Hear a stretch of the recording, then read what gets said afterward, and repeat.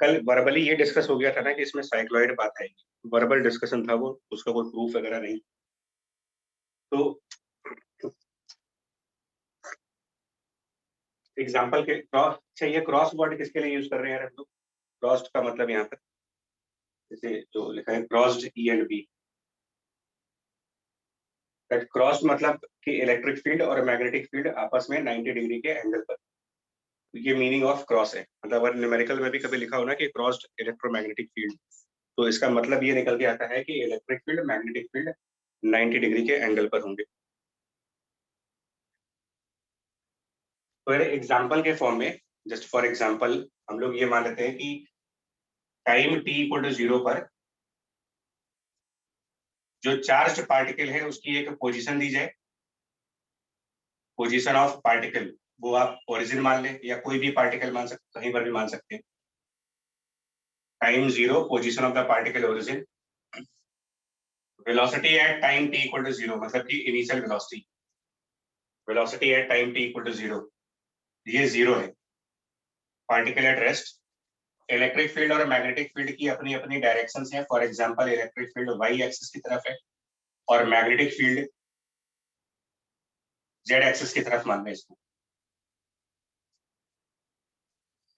इसमें क्या करना चाहिए? देखो, इसमें ट्रेजेक्टरी फाइंड आउट करनी है और कुछ क्वेश्चंस के आंसर देने हैं।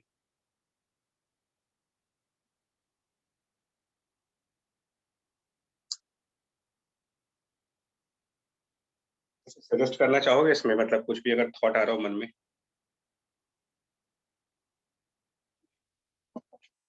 चलो, कुछ भी अगर बोलना चाहो आप लोग कि आइडिया है कोई इसके बारे में या नहीं है, पहले ये बता दो, ऑनेस्टली बता दो, उस हिसाब से पढ़ाएं। फिर अगर आइडिया बिल्कुल नहीं है तो 0 लेवल से स्टार्ट हो जाएगा। और थोड़ा बहुत नहीं अगर आइडिया। बिल्कुल इस टाइप का पहले कभी नहीं किया इसको। No sir. ठीक है, चलो कोई बात नहीं। तो इसमें हमारा जो अभी 2 टारगेट है हमारे पास, मतलब इसमें 2 तरीके से न्यूमेरिकल्स आते हैं। एक आपसे पूछते हैं position at time, position at time t, एक क्वेश्चन ये पूछा जाता है। और दूसरा क्वेश्चन इसके अंदर ये आता है वेलोसिटी एट गिवन पोजीशन। ये सेकंड, 2 तरीके के न्यूमेरिकल्स आते हैं। 2 क्वेश्चन ही पूछे जाएंगे, या तो आपसे position as a function of time पूछा जाएगा या फिर velocity as a function of position दी जाएगी। पोजीशन का मतलब ये होगा कि टाइम 0 पर जब ये कह रहे हैं कि पार्टिकल 0,0 पे है, तो कुछ टाइम के बाद इस पार्टिकल के कुछ कोऑर्डिनेट्स बनेंगे, मान लो x,y बन रहे हैं, y,z बन रहे हैं, कुछ भी, मतलब कुछ टाइम बाद इसके कुछ ना कुछ कोऑर्डिनेट्स आ जाएंगे, तो वहां पर उसकी क्या वेलोसिटी होगी, ये एक क्वेश्चन है। दूसरा, t टाइम बाद इसकी पोजीशन क्या होगी, ये सेकंड क्वेश्चन। देखो कैसे करेंगे। पहले इसको निपटाते हैं, velocity at a given position, इसको फाइंड आउट करते हैं।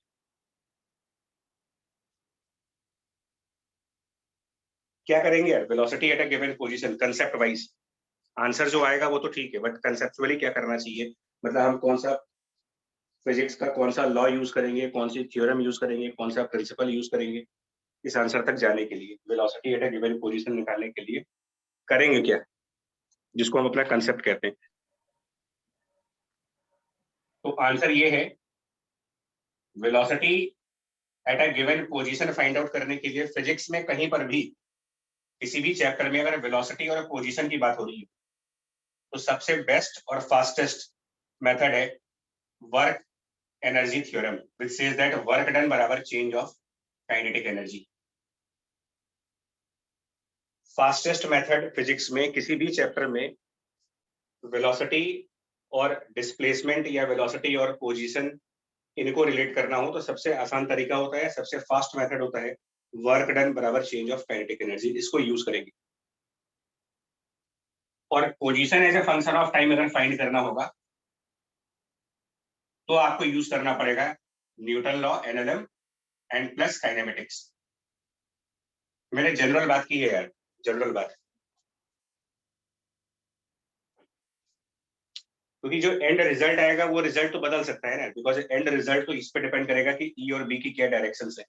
हम लोग वाई और जेड मान के चल रहे हैं तो हमारे हिसाब से आंसर आएंगे। मे बी जो तुम्हारे सामने क्वेश्चन है उसमें ई और बी की कुछ और डायरेक्शन हो, तो एंड रिजल्ट तो बदल जाएगा।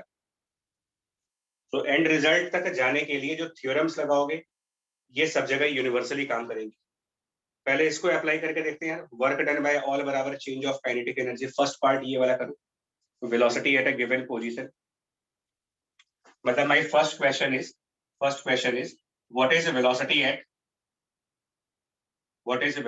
Eight some given coordinate, let's say a, b, c। ये क्वेश्चन है कि किसी गिवन कोऑर्डिनेट पर क्या वेलोसिटी होगी। हम लोगों ने ये डिस्कस किया था जो लॉरेंज फोर्स के बारे में, कि लॉरेंज फोर्स कैपिटल F बराबर Q times E and plus Q times V cross P। इसकी प्रॉपर्टीज में दो बातें बताई थी। एक तो ये फ्रेम इंडिपेंडेंट क्वांटिटी है, एक प्रॉपर्टी ये थी कि फ्रेम पे डिपेंड नहीं करता। दूसरी एक और पॉइंट बताया गया था कि जब वर्क की बात आएगी तो फोर्स का इलेक्ट्रिक वाला कंपोनेंट और फोर्स का मैग्नेटिक वाला कंपोनेंट किसके थ्रू वर्क डन कैलकुलेट किया जाएगा? Electric field. Electric field. हाँ, लॉरेंज फोर्स का जो मैग्नेटिक पार्ट है, magnetic part of the Lorentz force, इससे वर्क डन नहीं आता कभी। तो आप वर्क कैलकुलेट करेंगे सिर्फ और सिर्फ इलेक्ट्रिक फील्ड के फोर्स की वजह से। और इलेक्ट्रिक फील्ड क्योंकि यूनिफॉर्म है, कांस्टेंट है, तो इसका मतलब उसका फोर्स भी यूनिफॉर्म आएगा, फोर्स भी कांस्टेंट आएगी। मतलब अल्टीमेटली आपको एक कांस्टेंट फोर्स का वर्क चाहिए, work by a constant force, जो कि वर्क एनर्जी पावर में कई बार रिपीट कर चुके हो। किसी भी कांस्टेंट फोर्स का वर्क निकालने के लिए फोर्स मल्टीप्लाइड बाय उस फोर्स की डायरेक्शन में क्या डिस्प्लेसमेंट हुआ है, तो Q into E. Q electric field is E not, ये तो मेरा फोर्स आ गया। अब डिस्प्लेसमेंट कौन सा मल्टीप्लाई करते हैं, वो डेफिनेशन ऑफ वर्क पढ़े अगर, वर्क बराबर फोर्स डॉट। नहीं, डॉट की भी जरूरत नहीं है, कांस्टेंट फोर्स में डॉट की जरूरत नहीं पड़ती है, कर सकते हो वो भी अच्छी बात है। मतलब एक फोर्स की सिंपल डायरेक्शन में डिस्प्लेसमेंट। हाँ, सीधा सा कि जो जिस डायरेक्शन में फोर्स है उस डायमेंशन में क्या डिस्प्लेसमेंट हुई है। जैसे कि ये इलेक्ट्रिक फील्ड की जो फोर्स है ये वाई डायमेंशन में है जे कैप, तो हमें सिर्फ ये देखना है कि वाई डायरेक्शन में कितना डिस्प्लेसमेंट हुआ, बाकी के डायरेक्शन से कोई मतलब नहीं। तो अगर पार्टिकल ओरिजिन पे था और वो A, B, C पर गया है तो displacement along the Y direction, जिस तरफ हमारा इलेक्ट्रिक फील्ड है वो सिर्फ B लिखा जाएगा। बस यही इसका वर्क है, इतना ही वर्क। और directly change of kinetic energy which means half mv²। Straight forward ये आंसर है।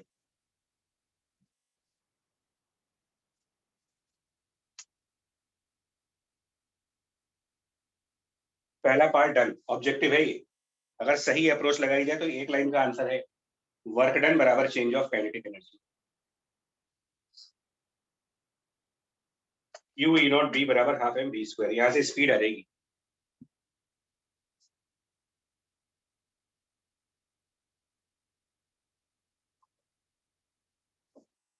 तो अब इसके ऊपर और क्वेश्चंस अगर मैं ऑब्जेक्टिवली पूछूं या इसको मल्टीपल करेक्ट में कन्वर्ट करना चाहूं या मैचिंग बनाना चाहूं, किसी भी तरीके के फॉर्मेट्स में क्वेश्चन पूछा जाए,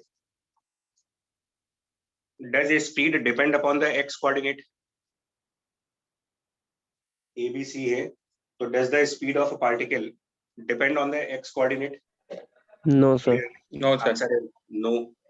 इसी के ट्रू फॉल्स आते हैं, इसी के ऑब्जेक्टिव क्वेश्चन बनते हैं, इसी के ऑप्शंस बनते हैं। Also it does not depend upon the Z coordinate, it only depends upon the Y coordinate. एक पॉइंट तो ये आ गया, speed as a function of coordinate Y.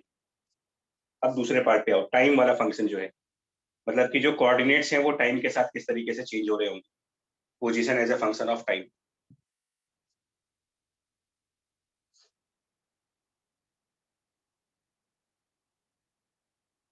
तो उसके लिए क्या करेंगे ना, उसमें थोड़ा सा टाइम लग सकता है बिकॉज एनएलएम है और काइनेमेटिक्स दोनों लगाने हैं मेरे को। ये हटा दो यार, ये ये रिजल्ट, ये क्वेश्चन 1 यस सर। तो अब ये भी हटाएंगे, मतलब आप टारगेट देख लेना क्या है मेरा। अच्छा, और आगे भी ध्यान रखना मैग्नेटिज्म के क्वेश्चंस में, मैग्नेटिज्म देखो हम लोग का भी टाइम बहुत कम है, प्रैक्टिस उतनी हो नहीं पाएगी, तो आपको कंसेप्ट पकड़ के अपना रिवीजन करिए। मतलब थ्योरी कुछ इस तरीके से याद करो कि to find the velocity always prefer work energy theorem और may be conservation of energy.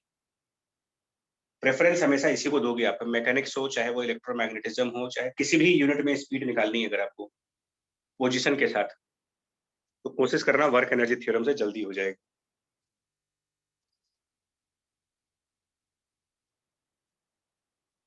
Now position as a function of time, उस पे आते हैं।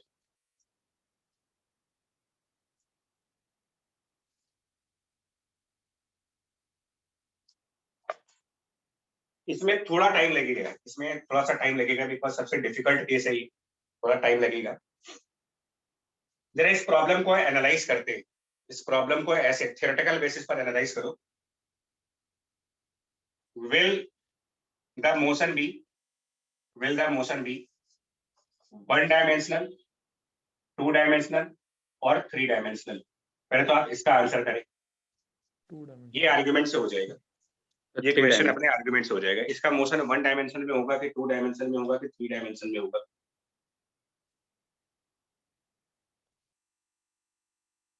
ठीक है, क्वेश्चन ये है इसका, टू डायमेंशन। और अगर वो टू डायमेंशन होगा तो वो कौन सी प्लेन में होगा? जानते हो मैं ये सब क्यों बोलता हूँ? एक्स और जेड, एक्स वाई, एक्स और वाई। हाँ, ये मैं इसलिए बोलता हूँ ना कि ऑब्जेक्टिव पेपर्स में क्या होता है ना, ऑप्शन एलिमिनेशन मेथड बहुत काम करता है। तो कई बार वो अपने ऑप्शंस इतने रिडिकुलस देते हैं जो यहीं से ऑप्शंस एलिमिनेट हो जाते हैं, आगे बढ़ना ही नहीं पड़ता है कभी, कई बार चांस की बात है ये। तो देखिए इसके पीछे का लॉजिक क्या है, ये कैसे पता करेंगे कि मोशन वन डायमेंशन में है कि टू डायमेंशन में है, और टू डायमेंशन है तो कौन सी प्लेन में है, थ्री डायमेंशन है फिर तो बात ही खत्म हो जाती है। देखो जो ये इलेक्ट्रिक फील्ड वाला फोर्स है, ये हम सबको पता है कि ये इलेक्ट्रिक फील्ड के पैरेलल मिलता है हमेशा, जिस तरफ इलेक्ट्रिक फील्ड होगा उसी तरफ ये भी होगा। दैट मीन्स ये 100% श्योर है कि ये force along the Y axis मिलेगा मुझे। This force will be around Y, positive Y या नेगेटिव वाई वो अलग बात है, बट ये वाई एक्सिस पे होगा। और मैग्नेटिक फील्ड का फोर्स जो कि Q into V cross B से डिफाइंड है, ये कहाँ होगा ये मुझे नहीं मालूम, क्योंकि वेलोसिटी के बारे में कोई आइडिया नहीं है मेरे को। वेलोसिटी का कोई आइडिया नहीं है, इनिशियल वेलोसिटी 0 है, बट आगे जाकर के क्या होगा मुझे पता नहीं। बट मैग्नेटिक फील्ड का पूरा आइडिया है, मैग्नेटिक फील्ड जेड एक्सिस पर है और क्रॉस प्रोडक्ट है ये, तो इतना 100% श्योर है, it can never be on Z axis. कहाँ होगा ये नहीं मालूम, लेकिन कहाँ नहीं होगा ये 100% श्योर है, क्योंकि क्रॉस प्रोडक्ट की वजह से जो भी आंसर आएगा वो इन दोनों के परपेंडिकुलर साइड्स पर होगा। बट इसका मुझे डायरेक्शन पता नहीं अभी, इसके बारे में 100% क्वेश्चन में दिया गया है कि ये जेड एक्सिस है, तो ये 100% श्योर हो गया कि जेड एक्सिस पर तो इसकी फोर्स नहीं होगी। तो क्या इनमें से कोई भी फोर्स आपका जेड एक्सिस पर दिख रहा है आपको? इलेक्ट्रिक फील्ड की फोर्स वाई एक्सिस पर, मैग्नेटिक फील्ड की जेड एक्सिस पर नहीं होगी। क्या ये कंक्लूड नहीं कर सकते कि जेड एक्सिस पर फोर्स ही नहीं आएगी कोई? There will never be any force on the z axis. Yes sir. Yes, sir. It is always along y and it is never along z. So that means that there will never be a force on the z axis. मतलब z axis में कोई acceleration ही नहीं आएगी, never. और initial velocity भी नहीं है, कोई इनिशियल वेलोसिटी नहीं और कोई एक्सेलरेशन अगर जेड एक्सिस पर नहीं आ रहा, तो ये तो श्योर नहीं होगा कि जेड एक्सिस पर बॉडी मूव नहीं कर पाएगी। ना तो वेलोसिटी है ना तो एक्सेलरेशन है, particle can not travel on the Z axis. ये 100% शेयर हो गया। इसका मतलब ये मोशन एक्स वाई प्लेन में होने वाला है, ये मोशन एक्स वाई प्लेन में ही रहेगा। ये आर्गुमेंट समझ में आ गया आपको कि मोशन एक्स वाई प्लेन में ही होना है? Yes, sir. ठीक। अब और चीजें बता रहा हूं। एक्स वाई प्लेन में भी 4 क्वाड्रेंट्स होते हैं, first quadrant, second quadrant, third quadrant, fourth quadrant. X Y plane की कौन सी क्वाड्रेंट में मोशन होगा? ये ऐसे आर्ग्यूमेंट्स होने से क्या होता है कि हम मैथमेटिक्स से बच जाते हैं और ऑप्शंस चूज करना हमारे लिए आसान हो जाते हैं।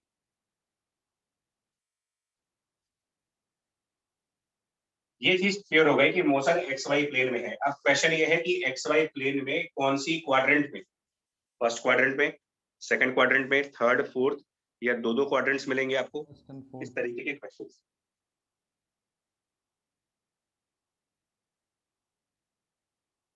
मैं फिर बोल रहा यार, मैं भी क्वेश्चन सॉल्व नहीं कर रहा, मैं सिर्फ एक ऑप्शन चूज करने के आइडिया दे रहा हूँ। ऑब्जेक्टिव क्वेश्चंस में चूज करने के आइडियाज कि क्या क्या बन सकते हैं। देखिए, इनिशियल वेलोसिटी 0 है, सुनिए, इनिशियल वेलोसिटी 0 है और पार्टिकल ओरिजिन पे है। इसका मतलब यहां से स्टार्ट होना है। ये पॉइंट आपका t इक्वल टू 0 है। पार्टिकल रेस्ट पे भी है, क्वेश्चन कह रहा है कि वो रेस्ट पे है। इलेक्ट्रिक फील्ड वाई डायरेक्शन में और मैग्नेटिक फील्ड जेड एक्सिस, यानी कि बोर्ड इस प्लेन से बाहर की तरफ, इस प्लेन से बाहर की तरफ, आप लोगों के लिए आपकी कॉपी से ऊपर की तरफ, मतलब आउट ऑफ द पेज। आप लोग के लिए आउट ऑफ द पेज है, मेरे लिए out of the white board है। बाहर की साइड मैग्नेटिक फील्ड है।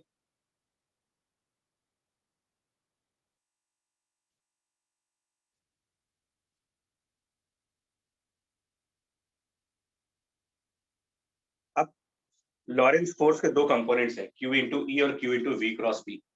टाइम 0 पर कौन सी फोर्स आएगी?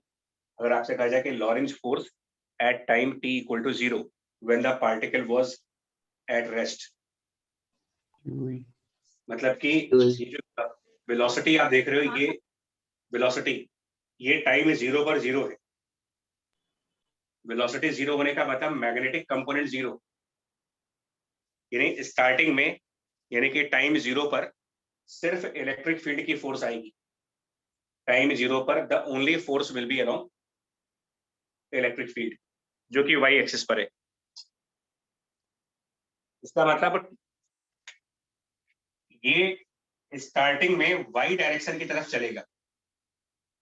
इनिशियली ये वाई डायरेक्शन में मूव करना स्टार्ट कर देगा। It will start moving in the Y direction.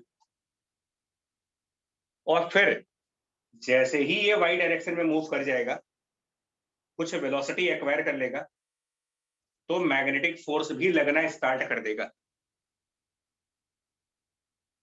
और वो किस डायरेक्शन में लगना स्टार्ट हो जाएगा? अगर वेलोसिटी वाई डायरेक्शन में आने लगी, पार्टिकल ने वाई डायरेक्शन में चलना स्टार्ट किया, यानी कि वेलोसिटी वाई डायरेक्शन में, मतलब कि जे कैप एंड क्रॉस के कैप, जे कैप क्रॉस के कैप, दैट मीन्स कि एक मैग्नेटिक फोर्स लगना स्टार्ट हो जाएगा। माइनस आई क्या? नहीं, जे क्रॉस के बन रहा, प्लस आई आएगा, plus i k yes sir. Along x. J cross k बन रहा, पॉजिटिव आई कैप आएगा, मतलब पॉजिटिव एक्स एक्सिस की तरफ। तो जैसे ही इस पार्टिकल ने वाई डायरेक्शन में चलना स्टार्ट किया, मैग्नेटिक फोर्स लगना स्टार्ट हो गया वाई डायरेक्शन, इधर पॉजिटिव एक्स डायरेक्शन की तरफ, और ये डेविएट कर गया इस तरफ। ये वाई एक्सिस से इधर डेविएट कर जाएगा मैग्नेटिक फोर्स की वजह से।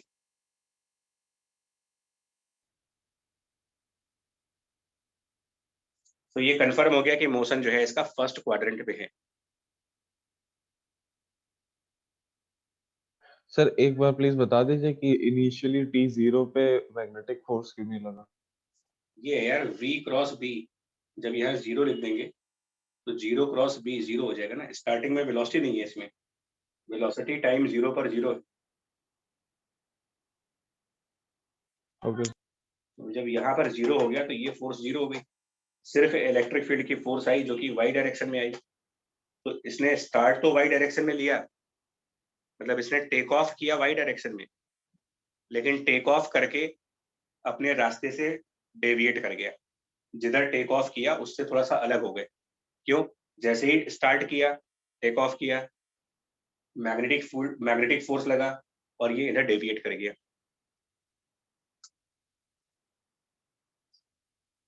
और ये ऐसे ही डेविएट करता हुआ कुछ ऐसे एक कर्व टाइप का बनेगा। इसी को साइक्लॉइड कहते हैं। यही साइक्लॉइड है, कुछ इस टाइप का पाथ। अच्छा, अभी थोड़ी देर पहले हम लोगों ने स्पीड फाइंड आउट की थी। अभी थोड़ी देर पहले जो पहला पार्ट किया था आपने, स्पीड, वर्क एनर्जी पावर से जब स्पीड निकाली थी, तो हमारा फंक्शन ये बना था Q E naught into B equal to half M V square, जिसमें B was the Y coordinate. तो हम B की जगह अब y लिख रहे हैं। क्या इससे ये भी साबित नहीं हो रहा है, क्या इससे ये साबित नहीं हो रहा कि जब कभी भी y कोऑर्डिनेट जीरो होगा, जब कभी भी y कोऑर्डिनेट जीरो होगा, स्पीड भी जीरो हो जाएगी, बिकॉज फंक्शन ऑफ y है वो। अगर y जीरो तो स्पीड जीरो। तो जैसे ही ये पार्टिकल यहां पर आया, मतलब कि x एक्सिस पर आया, इस पॉइंट पर फिर y कोऑर्डिनेट जीरो हो जाएगा। और अगर इस पॉइंट पर y कोऑर्डिनेट जीरो, तो इस रिजल्ट के हिसाब से यहां पर पार्टिकल फिर से जीरो वेलोसिटी पर आ जाएगा। यहां पर again v equal to zero.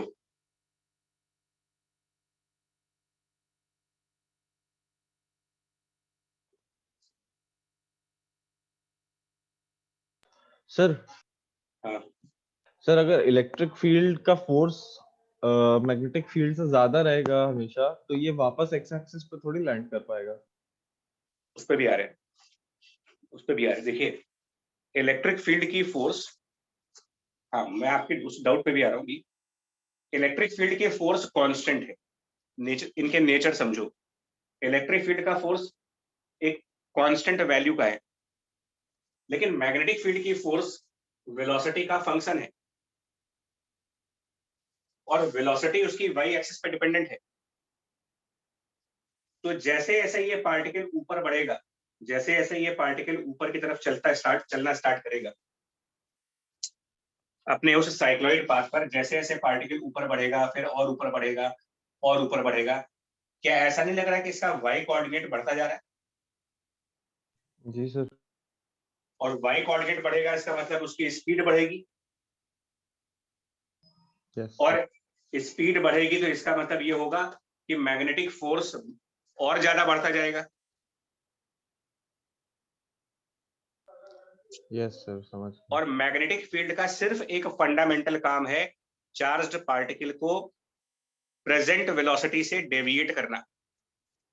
Magnetic field का बेसिक नेचर होता है टू प्रोड्यूस अ डेविएशन, मतलब टर्न करना, ट्रेजेक्टरी को घुमाना। ये नेचर ऑफ मैग्नेटिक फील्ड है। हम क्लास 9th 10th से पढ़ते आ रहे हैं कि अल्फा पार्टिकल, बीटा पार्टिकल और गामा पार्टिकल को डिफरेंशिएट करने का तरीका ये होता है कि तीनों को मैग्नेटिक फील्ड में भेजो। एक पार्टिकल लेफ्ट डेविएट हो जाता है, एक राइट डेविएट हो जाता है, और एक सीधा चला जाता है। तो इससे कंफर्म हो जाता है कि एक पर पॉजिटिव चार्ज है, एक पर नेगेटिव चार्ज है, एक पे कोई चार्ज नहीं है। मतलब कि मैग्नेटिक फील्ड का बेसिक नेचर चार्ज्ड पार्टिकल्स को डेविएट करने का है, एक्सेप्ट वन केस, अगर आपने उसकी वेलोसिटी मैग्नेटिक फील्ड के डायरेक्शन में नहीं दी है तो। क्योंकि वेलोसिटी मैग्नेटिक फील्ड की जब डायरेक्शन में दे देते हैं तो मैग्नेटिक फोर्स लगेगा ही नहीं। तो ये बेसिक नेचर, मतलब कुछ चीजें हम बेसिक नेचर से समझ सकते हैं कि इलेक्ट्रिक फील्ड ने इसमें वाई डायरेक्शन में, इलेक्ट्रिक फील्ड ने इसको वाई डायरेक्शन में एक्सेलरेट किया, मैग्नेटिक फील्ड ने लगातार उसको डेविएट करना स्टार्ट किया। जब पार्टिकल वाई डायरेक्शन में चला तो उसने इधर डेविएट कर दिया, जब इस डायरेक्शन में चल रहे थे तो और डेविएट कर दिया, इधर चलना स्टार्ट किया तो और डेविएट कर दिया। मतलब मैग्नेटिक फील्ड परमानेंटली उसको घुमाता जा रहा है।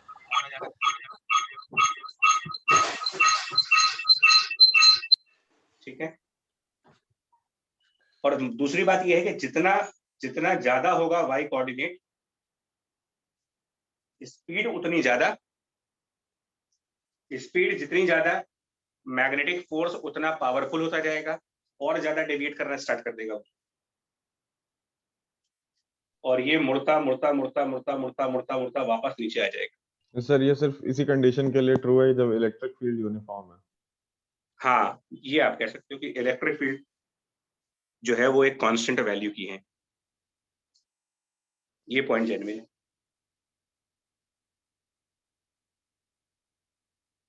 ठीक है बच्चे, यहाँ तक बोलो, यहाँ तक पॉइंट्स क्लियर हो गए आपको? जी सर।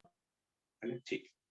मैं कह रहा इसके बाद क्या होगा, ये फिर से स्टॉप हो गया, स्टॉप कर गया, तो क्या ये वापस उसी कंडीशन में नहीं है कि जिस कंडीशन में ये ओरिजिन पे था, यहाँ पर भी तो जीरो वेलोसिटी थी और फिर जीरो वेलोसिटी हो गई, मतलब ये इसके नीचे नहीं जा पाएगा, बिकॉज जैसे ही ये स्टॉप कर गया इसके बाद फिर वही चीज रिपीट होगी जो ओरिजिन पे हुई थी, बिकॉज जैसे ही रुका, जैसे ही स्टॉप हुआ, मैग्नेटिक फोर्स डिसअपियर हो गया, जीरो स्पीड आई नहीं कि मैग्नेटिक फोर्स गायब, मैग्नेटिक फोर्स गायब, फिर इलेक्ट्रिक फील्ड ने स्टार्ट किया इसको, इलेक्ट्रिक फील्ड फिर इसको वाई डायरेक्शन में स्टार्ट करेगा,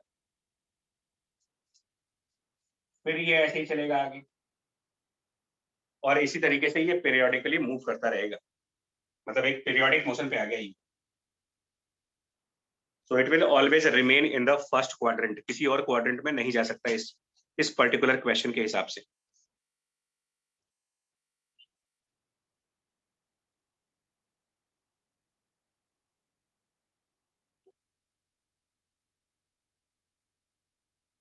ठीक है, यहाँ तक कोई दिक्कत है अभी इसमें? अभी तक क्योंकि हमने कोई मैथ्स यूज नहीं की है अभी तक, सिर्फ रीजनिंग चल रही है। ठीक कर दीजिए ये अगेन v के 0 के बाद वाला सर, जो सेकंड टर्म बनाया। मैं कह रहा हूँ जब दोबारा इसकी वेलोसिटी जीरो हो गई फिर से, तो एक बार वापस लॉरेंज फोर्स को देखो आप, लॉरेंज फोर्स की एक्सप्रेशन, जैसे ही वेलोसिटी जीरो होगी, क्योंकि लॉरेंज फोर्स में जो वेलोसिटी है ना वो इंस्टेंटेनियस वेलोसिटी है, ये भी आपको बता दें, लॉरेंज फोर्स में जिस वेलोसिटी की हम बात करते हैं वो velocity at particular time, particular moment. हमारे काइनेमेटिक्स में दो वेलोसिटीज पढ़ाई जाती है हमें, एवरेज वेलोसिटी और इंस्टेंटेनियस वेलोसिटी। लॉरेंज फोर्स में इंस्टेंटेनियस वेलोसिटी का यूज किया जा रहा है। तो at this moment, at this instant, when the velocity is zero, at this moment when the velocity is zero, Lorentz force zero, जितनी बार वेलोसिटी जीरो हुआ उतनी बार ये प्रोडक्ट जीरो आएगा, यानी कि ये magnetic part Q V cross B zero रह जाएगा, सिर्फ क्यू ई, और क्योंकि इलेक्ट्रिक फील्ड की वाई डायरेक्शन है तो फिर से ये बॉडी वाई डायरेक्शन में एक्सेलरेट करेगी,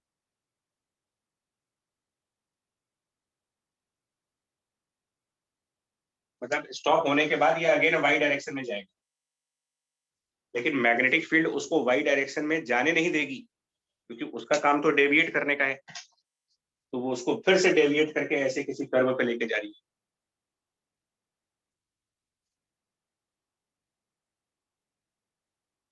फिर से बोले या हुआ कुछ क्लियर? ये सारे ऑब्जेक्टिवली क्वेश्चन, मेरा फोकस इस टाइम प्योरली ऑब्जेक्टिव क्वेश्चंस की तरफ है कि इस तरीके से होगा, पहले क्वाड्रेंट में होगा, रीजनिंग के बेसिस पर हम सब कुछ कर सकते हैं। इनफैक्ट एक और चीज बताएं आपको, यहाँ का जो टाइम आएगा ना, time, this is time 2 pi M over Q B. ये कल के लेक्चर में भी कहा था कि ये टाइम पीरियड एक इंट्रिंसिक प्रॉपर्टी है चार्ज पार्टिकल की। In presence of magnetic field, whenever motion will be periodic, the time period will be 2 pi m divided by qb। इससे कोई मतलब नहीं है कि हमारा पीरियोडिक मोशन सर्कुलर पाथ पे है, या हमारा पीरियोडिक मोशन हेलिकल पाथ पे है, या हमारा पीरियोडिक मोशन साइक्लॉइड पाथ पे है। Time period of motion of charge particle inside magnetic field trajectory के इंडिपेंडेंट चीज है, फिक्स्ड वैल्यू है 2 pi m over Q B. इसके लिए भी मुझे किसी कैलकुलेशन की जरूरत नहीं है, इन सब के लिए मुझे किसी भी कैलकुलेशन की जरूरत नहीं है, क्योंकि ये सब properties of magnetic field, characteristic of magnetic field, nature of magnetic field, इनके थ्रू हम वैसे ही याद कर सकते हैं। और क्योंकि ये एक सिमेट्रिकल पाथ बन रहा है, पाथ सिमेट्रिक, इस वजह से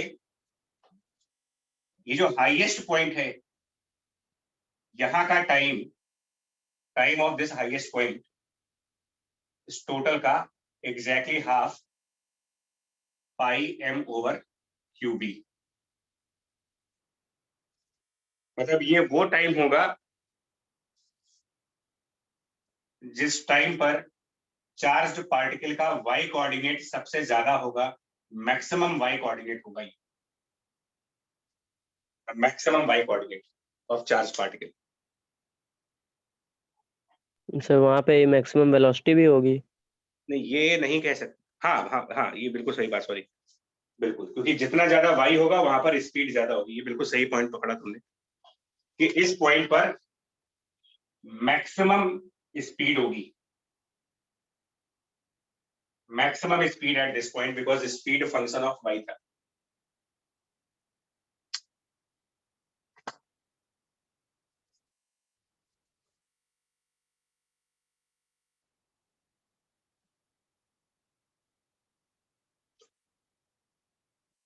ठीक है, मतलब यहाँ तक अभी भी देखो हमने कोई मैथ यूज नहीं की है। मैं इसलिए बार बार ये चीज बोल रहा हूँ, ये लाइन बार बार इसलिए कह रहा हूँ तुम्हें कि मैथ यूज नहीं की, मैथ यूज नहीं की, इसलिए नहीं कि मैं कुछ अपने आप को दिखाना चाह रहा हूँ, इसलिए कि अगर आप ये पॉइंट्स लर्न कर लेते हो, समझ लेते हो, तो एग्जाम टाइम पर कुछ पहले से रट के जाने की जरूरत नहीं पड़ेगी तुम्हें, चीजों को पहले से रटने की जरूरत नहीं है।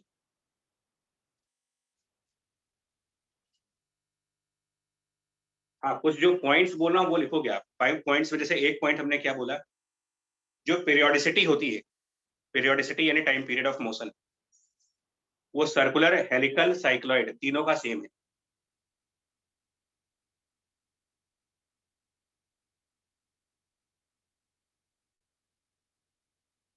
मोशन 2 डायमेंशन में क्यों है, ये रीजनिंग के बेसिस पर आ गया।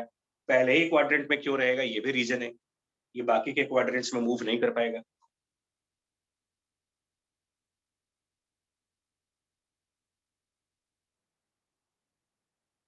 ये सब हमारे रीजनिंग पार्ट है। और क्योंकि ये वाला केस सबसे ज्यादा पूछा जाता है, इसीलिए टाइम भी इतना इन्वेस्ट कर रहे हैं इसमें। आगे देखो यार, एक फाइनल प्रॉपर्टी और बता रहे हैं आपको, एक फाइनल प्रॉपर्टीज, एक फाइनल रिजल्ट और बताएंगे। वो ये होता है कि जो साइक्लॉइड पाथ हैं, अब ये थोड़ा सा आपका प्रेजेंट मैथमेटिक्स सिलेबस के बियॉन्ड है, जो आपकी प्रेजेंट मैथ्स है उसके थोड़ा सा बाहर जा रहे हैं। साइक्लॉइड की अपनी एक कैरेक्टरिस्टिक होती है, फिक्स कैरेक्टरिस्टिक है साइक्लॉइड की। टॉप मोस्ट पॉइंट पर, साइक्लॉइड के टॉप मोस्ट पॉइंट पर जो रेडियस ऑफ कर्वेचर होगा, radius of curvature of cycloid is always 2 times of this maximum distance.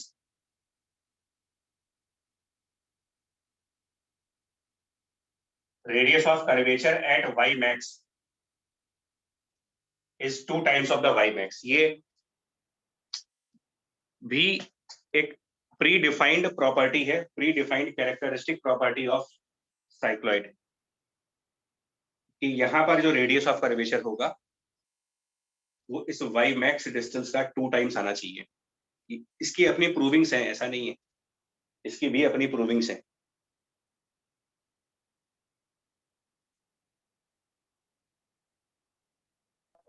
Sir net चला गया था, एक बार आरओसी सर बता दीजिए सर। ये कह रहे हैं कि जो टॉप मोस्ट पॉइंट है ना इसका, ये भी पॉइंट्स हैं, जनरलाइज कर रहा हूँ। Characteristic of cycloid, characteristic of cycloid में आता है ये, at the highest point of cycloid, at the highest point of cycloid the radius of curvature is a double of is the double of y max, that is height of cycloid, is the double of height of the cycloid. ये property of curve में आता है यार, जैसे आपको parabola की कुछ properties है, एलिप्स की अपनी प्रॉपर्टीज है, हाइपरबोला की अपनी प्रॉपर्टीज है, ऐसे साइक्लॉइड कर्व की भी अपनी एक प्रॉपर्टी है। पढ़ा तुम लोगों ने इसलिए नहीं है कि कोनिक सेक्शंस में साइक्लॉइड कर्व सिलेबस में है नहीं, 4-5 कर्व हैं, साइक्लॉइड को सिलेबस में रखा नहीं गया है।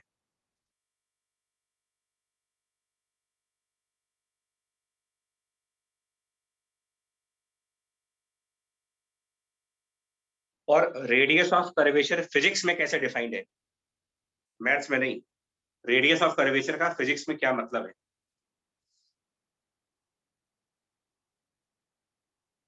Radius of curvature in physics,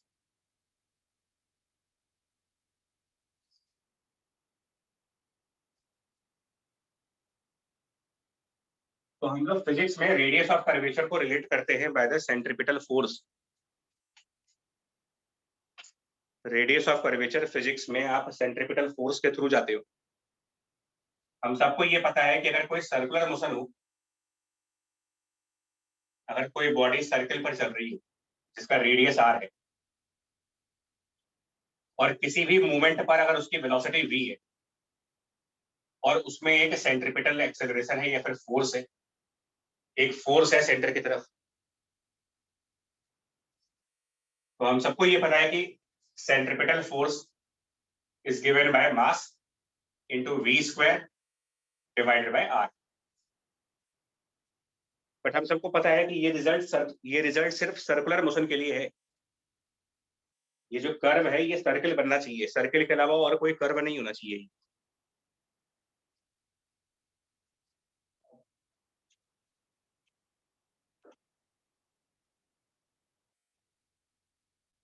थोड़ा सा मैं इस टॉपिक से हट रहा हूं, जैसे आप प्रोजेक्टाइल मोशन पे आते हैं, इसलिए हट रहा हूं कि रेडियस ऑफ कर्वेचर को थोड़ा सा समझा दे क्या है। प्रोजेक्टाइल मोशन में हमको पता है कि प्रोजेक्टाइल में ये पैराबोला होते हैं, सर्कल तो होता नहीं, पैराबोलिक कर्व है। इसमें अगर आपको रेडियस ऑफ कर्वेचर निकालना हो तो हमने u वेलोसिटी दिया, इसको थीटा एंगल दिया, और मैं अगर कहूं कि हाईएस्ट पॉइंट पर इसका रेडियस ऑफ कर्वेचर है, हाईएस्ट पॉइंट पर रेडियस ऑफ कर्वेचर,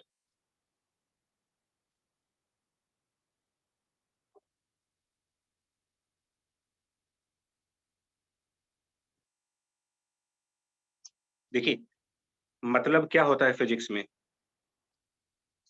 कोई भी curve, parabola, ellipse, hyperbola, cycloid या फिर और कोई भी कर्व अगर हो,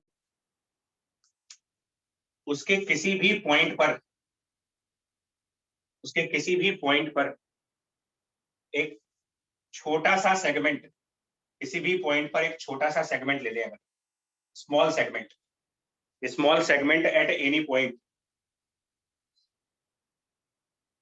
तो वो स्मॉल सेगमेंट हाइपोथेटिकली एक सर्किल का पार्ट माना जा सकता है। किसी भी कर्व पर कोई भी एक पॉइंट और वहां पर एक छोटा सा पार्ट, उस छोटे से पार्ट को हाइपोथेटिकली एक सर्किल का पोर्शन मान सकते हो कि वो एक सर्किल का पार्ट है। वो छोटा सा पार्ट किसी न किसी सर्किल का पार्ट माना जा सकता है। मतलब मैं ये मान के चल रहा हूं कि हमारे पास एक पैराबोला है और हमारे पास एक सर्किल है, और ये दोनों यहाँ पर टेंजेंट है, मतलब पैराबोला सर्किल का टेंजेंट बन गया। तो किसी भी पॉइंट पर गिवन पैराबोला जिस सर्किल का टेंजेंट बनेगा, उस सर्किल की रेडियस को रेडियस ऑफ कर्वेचर कहेंगे।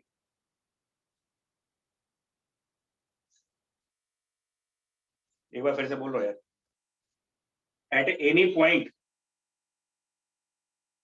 The given parabola will be tangent to some circle will be tangent to a circle. Radius of that circle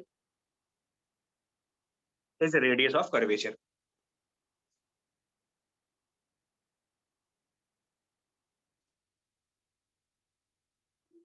अब हम सबको ये भी पता है कि हाईएस्ट पॉइंट पर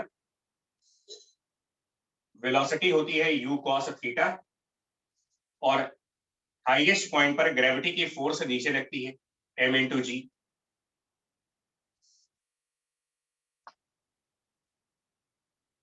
और अगर मैं ये रिजल्ट लगाऊं सेंट्रीपिटल फोर्स बराबर mv²/r वाला, तो यहां पर भी लिख सकते हैं mg equal to m velocity at this point और डिवाइडेड बाय r।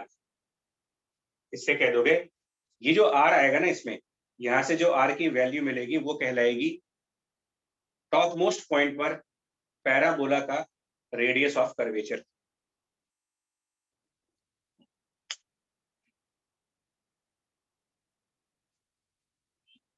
सीधा सा रूल है इसका, सीधा सा रूल। किसी भी कर्व की रेडियस ऑफ कर्वेचर का मतलब वो कर्व जिस सर्किल का टेंजेंट बनेगा उस सर्किल की क्या रेडियस होगी। सीधा सा रूल है। और निकालने के लिए हम फिजिक्स का कौन सा कंसेप्ट लगा रहे हैं, सेंट्रीपिटल फोर्स बराबर mv²/r।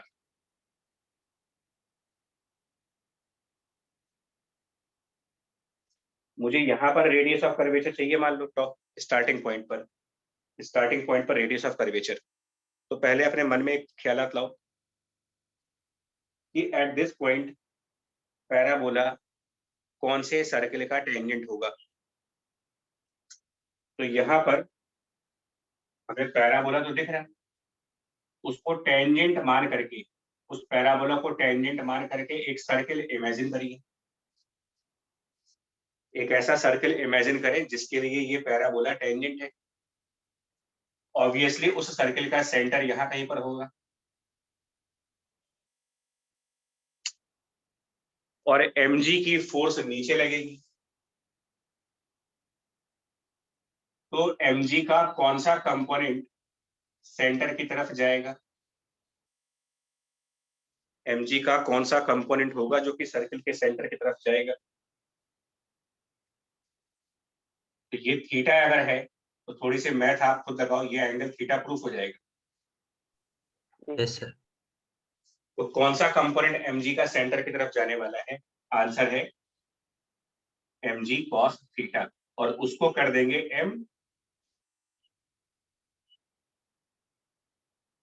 इंटू इस पॉइंट पर वेलोसिटी u है और डिवाइडेड बाय r। इससे आपको रेडियस ऑफ कर्वेचर यहां पर मिलेगी, इसके through radius of curvature top most point पर मिलेगी। ये मैंने जानबूझ करके टॉपिक ऐड कर दिया बीच में, मैग्नेटिज्म के बाहर चले गए ताकि आपका एक ये भी पॉइंट रिवाइज हो, concept of the radius of curvature. कोई भी कर्व और उसका कोई भी पॉइंट, वहां पर आप एक सर्किल इमेजिन करना होगा जिसके लिए हमारा गिवन कर्व टेंजेंट बने।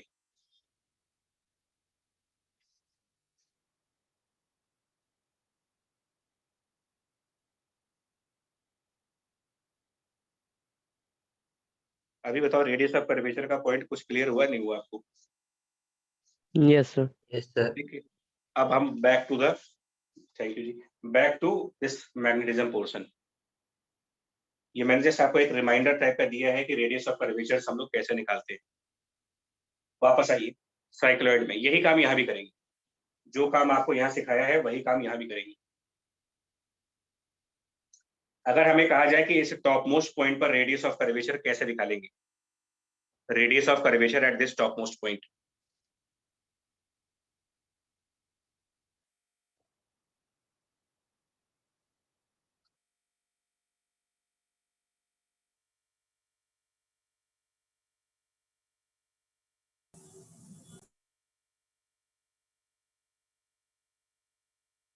डायग्राम ना आप भी थोड़ा सा कोशिश करना, एक नया डायग्राम बन जाए तो अच्छा है।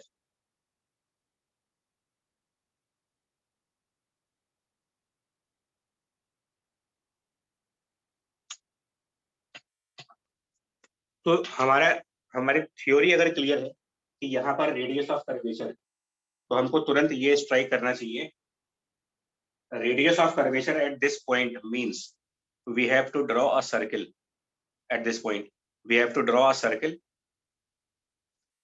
passing through this point so that this cycloid is tangent to that circle, या यूं कह लीजिए कि सर्किल और साइक्लॉइड इस पॉइंट पर एक दूसरे को टच करे। तो इस टॉप मोस्ट पॉइंट पर एक सर्किल बनाएंगे, चाहे आप मेंटली बना लो, चाहे फिर आप ड्राइंग करके दिखा दो।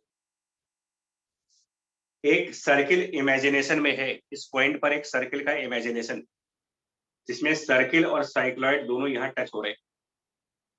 और अब मेरे को इस सर्किल की रेडियस निकालनी, इस सर्किल की रेडियस, उसी को हम रेडियस ऑफ कर्वेचर कहेंगे। और ये निकालेंगे कैसे? ये तो हो गया कि रेडियस ऑफ कर्वेचर कहते किसको है, अब उसको निकालते कैसे हैं? सेंट्रीपिटल फोर्स बराबर mv²/r से। First is what is radius of curvature? So radius of curvature means radius of a circle which touches the given curve at the given point. How to find it? F बराबर mv²/r। तो इसके लिए मुझे ये पता होना चाहिए ना कि यहाँ पर कितनी फोर्स लग रही है, इस पॉइंट पर फोर्स पता होनी चाहिए। Yes. और वो पता है, लॉरेंज फोर्स के थ्रू पता है मुझे यहाँ पर क्या फोर्स लग रही होगी, ये थ्रू लॉरेंज फोर्स मेरे को आइडिया है। इस पॉइंट पर एक फोर्स आपको इलेक्ट्रिक फील्ड की मिलेगी, एक फोर्स इलेक्ट्रिक फील्ड की Q into E, electric field force Y direction की तरफ। और मैग्नेटिक फील्ड की फोर्स कहां मिल रही होगी? Right word. नहीं, Q V क्रॉस B। अब इस समय वेलोसिटी x डायरेक्शन में है, लॉरेंज फोर्स इंस्टेंटेनियस होता है भाई साहब, ध्यान रखिएगा, डाउनवर्ड सारी वैल्यूज इंस्टेंटेनियस होनी चाहिए। तो अगर मुझे यहाँ पर फोर्स देखनी है तो यहाँ पर वेलोसिटी देखो, यहाँ पर वेलोसिटी x डायरेक्शन में, मैग्नेटिक फील्ड हम लोगों ने लिया था z एक्सिस की तरफ, तो V क्रॉस B वेलोसिटी हो गया i cap, magnetic field z axis k cap, I cross k -j का। तो मैग्नेटिक फोर्स नीचे है, मैग्नेटिक फील्ड का फोर्स नीचे आएगा Q V B। अच्छा, मैं बोल भी रहा हूं बिकॉज कभी कभी विजिबिलिटी नहीं आती। Q इंटू ई नॉट ऊपर की तरफ दिखाया है, जो इलेक्ट्रिक फील्ड की फोर्स को रिप्रेजेंट कर रहे हैं, और Q V B डाउनवर्ड दिखा रहे हैं मैग्नेटिक फील्ड की फोर्स को।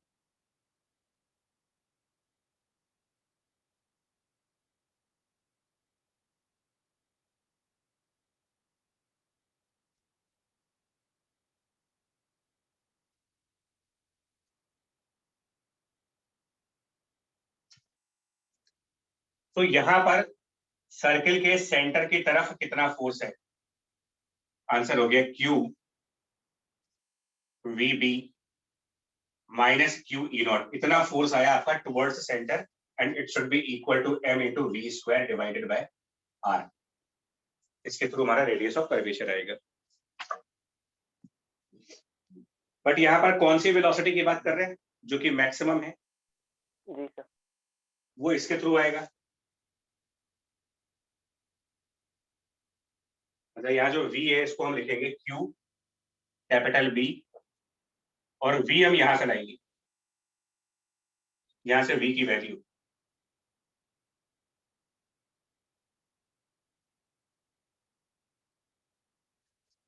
तो यहां से वो 2Q E not over M into Y, ये Y मैक्स हो गया क्योंकि मैक्सिमम Y पे ही है हम लोग, इसकी power 1/2 minus Q E naught बराबर M वी स्क्वायर को डायरेक्टली रिप्लेस कर देंगे, वी स्क्वायर का डायरेक्ट रिप्लेसमेंट हो जाएगा।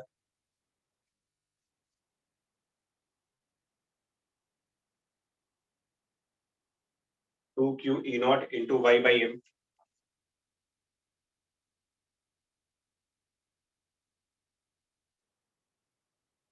सो एम इंटू वी स्क्वायर और डिवाइडेड बाई आर। लेकिन अभी हमने एक प्रॉपर्टी आपसे कही थी कि जो रेडियस ऑफ कर्वेचर होगा वो वाई मैक्स का डबल होता है। ये प्रॉपर्टी ऑफ साइक्लॉइड अलग से है। तो जो आर है, ये जो आर देख रहे हो, उसको 2 टाइम्स वाई मैक्स लिखेंगे। और ये पूरा अगर आप सिंप्लीफाई कर पाए तो मुझे आप बता दीजिए जरा वाई मैक्स कितना आएगा।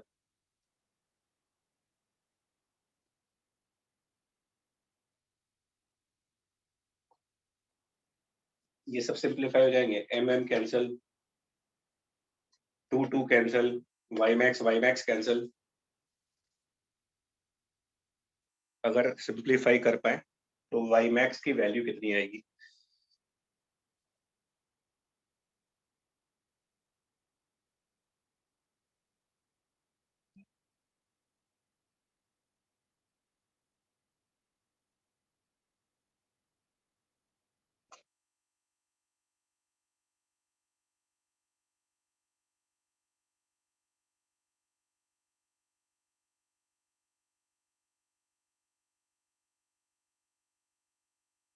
देखो जी, अगर कुछ आंसर आ पाए आपका, ये इधर जाके सब ऐड हो जाएगी। ये 2 की नो, मतलब इसको इधर ले जाओ यार, 2 क्यू ई नॉट बन जाएगा पूरा। ये माइनस क्यू ई नॉट को राइट साइड लेके जाओ, 2 क्यू ई नॉट बन जाएगा। एंड फिर दोनों तरफ का स्क्वायरिंग कर लो, वाई मैक्स की वैल्यू आ जाएगी कुछ।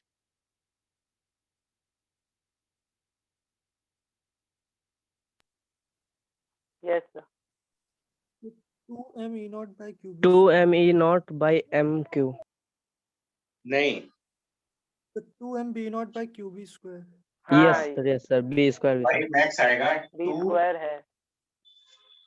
2 M M E naught E naught by over QB Q square. B square. जी सर यही। Yes, sir. देख लीजिए, यही आंसर आएगा वाई मैक्स का।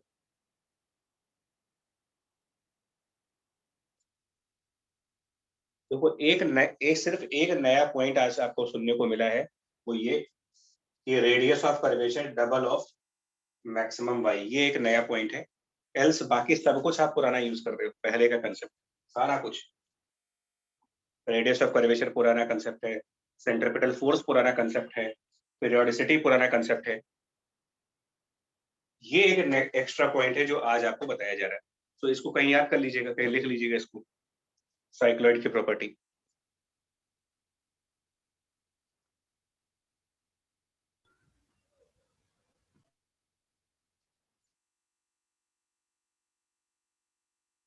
अब एक बहुत इंटरेस्टिंग पॉइंट देंगे ना तो आपको, मतलब अब जो पॉइंट मैं बोलने जा रहा हूँ वो ऐसा पॉइंट है जो आप मेमोराइज कर सकते हो। लॉजिक मत पूछना उसका, कोई लॉजिकल चीज नहीं है वो, लेकिन मेमोराइज करने के लिए, चीजों को अपने आप कैसे दिमाग में रखा जाए, उसके लिए बड़ा फायदेमंद है वो। हमारा वाई मैक्स आ गया ना ये, Yes, sir. तो रेडियस ऑफ कर्वेचर कितना आएगा निकाल सकते हैं, रेडियस ऑफ कर्वेचर भी निकाल सकते हैं इसके थ्रू। Yes, sir. भाई उसका डबल करके ये सब तो आ जाएगा। मैं आपको बता रहा हूँ कि वाई मैक्स को याद कैसे करोगे, और याद भी लॉजिकल तरीके से, ऐसा नहीं कि इलॉजिकल।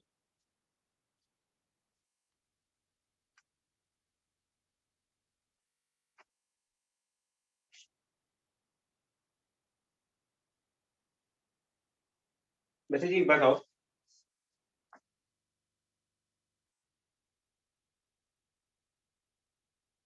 एक बात बताइएगा,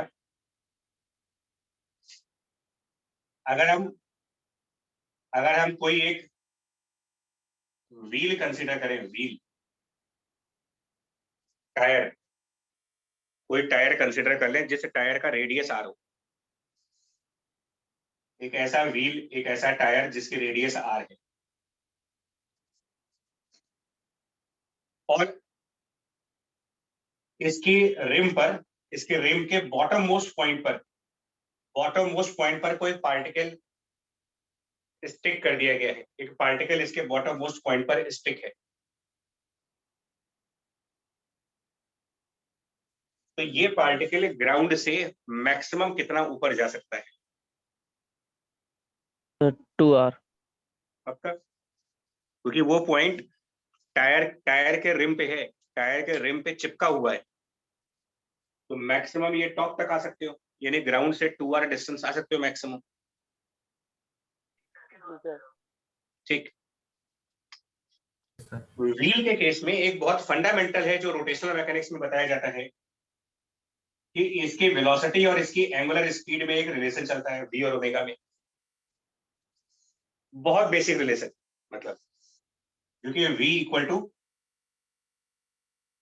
आर ओमेगा, बहुत बेसिक, बहुत ही फंडामेंटल रिजल्ट है ये, v equal to R omega.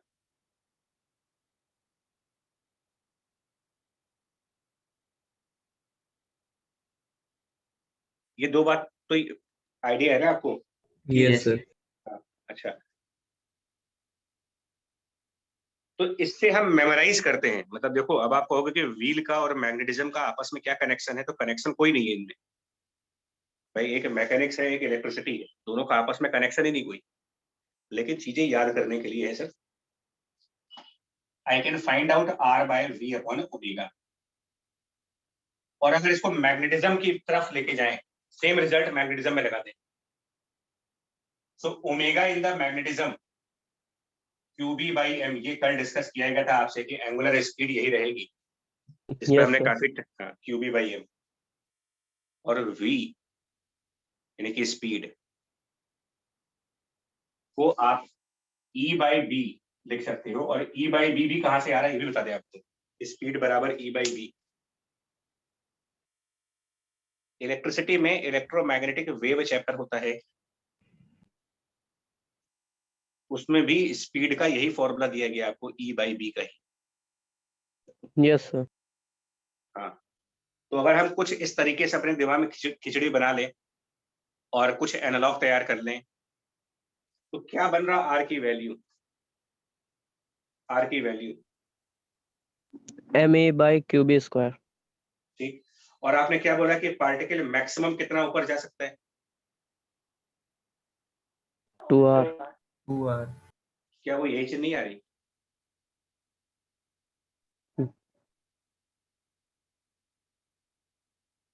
Yes, sir. तो ऐसे याद रख लेना, ऐसे याद करने के लिए दे रहा हूँ यार, मतलब मैं चाह रहा हूँ जितनी चीजें मेमोराइज कर पाओ और कोई एक्स्ट्रा बर्डन के साथ नहीं। तो मतलब साइक्लॉइड की मैक्सिमम हाइट किसी व्हील का डायमीटर है, maximum height of cycloid is the diameter of the wheel, and the radius of wheel is v by omega. Omega आपको पता है मैग्नेटिज्म के अंदर, और स्पीड भी मैग्नेटिज्म के अंदर पता है कि e बाई बी होती है।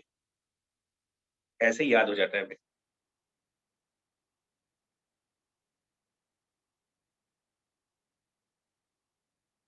और ये कनेक्शन इसलिए निकल के आता है कि रोटेशनल मैकेनिक्स में भी आपको बताया जाता है कि ये जो पॉइंट होते हैं ना, इनकी भी ट्रेजेक्टरी, मतलब व्हील के किसी भी पॉइंट पर जाओगे तो उसकी जो ट्रेजेक्टरी बनती है साइक्लॉइड होती है।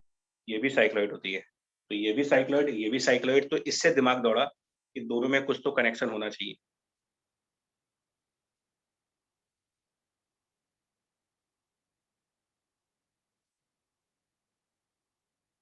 इस तरह ये जो डिस्कशन मैंने किया अभी इतनी देर में, ये सिर्फ ऑब्जेक्टिव क्वेश्चंस को माइंड में रख करके किया है कि हमारा 2 से 2.5 मिनट में क्वेश्चन कैसे होगा।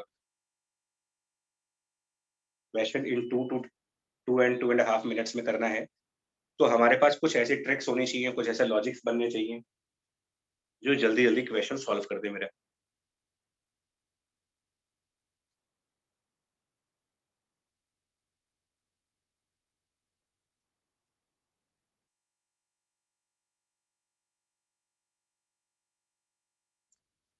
अब ये ऐसे नहीं समझ में आएगा आपको ना, ये जो बात बताइए ऐसा रियलाइज नहीं होता तो ये एक प्रॉब्लम है।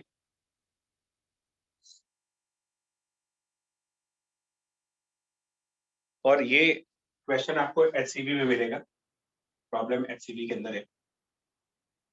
और क्वेश्चन नंबर आई थिंक 53 है, 53 मैग्नेटिक फील्ड वाले का, मतलब जो करंट के जस्ट बाद वाला चैप्टर है, करंट के जस्ट बाद वाला चैप्टर।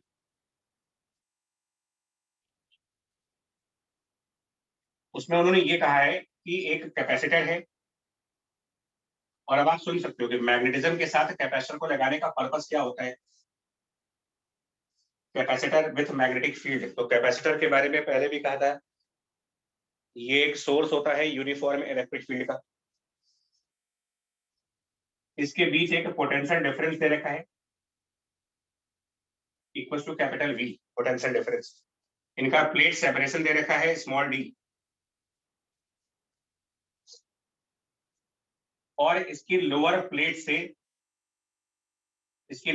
से एक इलेक्ट्रॉन रिलीज हुआ, लोअर प्लेट से एक इलेक्ट्रॉन रिलीज हुआ।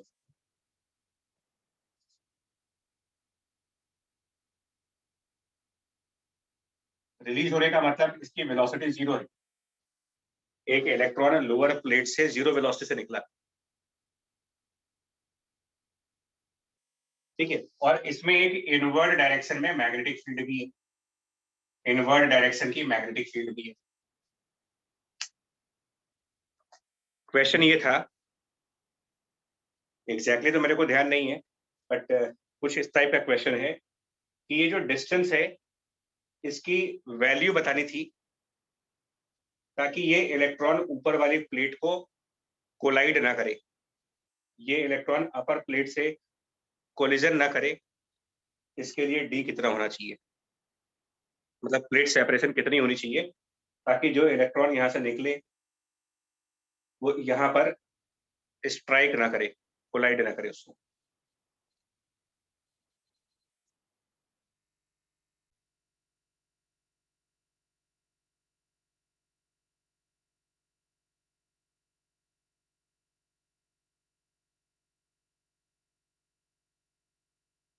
देखिए इसमें दोनों फील्ड है, कैपेसिटर की वजह से इलेक्ट्रिक फील्ड और अलग से मैग्नेटिक फील्ड, दोनों फील्ड है, और ये क्रॉस मैग्नेटिक क्रॉस है।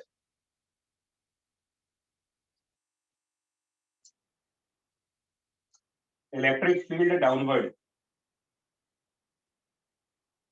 और magnetic field inside. Electric field positive से नेगेटिव की तरफ, मैग्नेटिक फील्ड अंदर परपेंडिकुलर हो गए।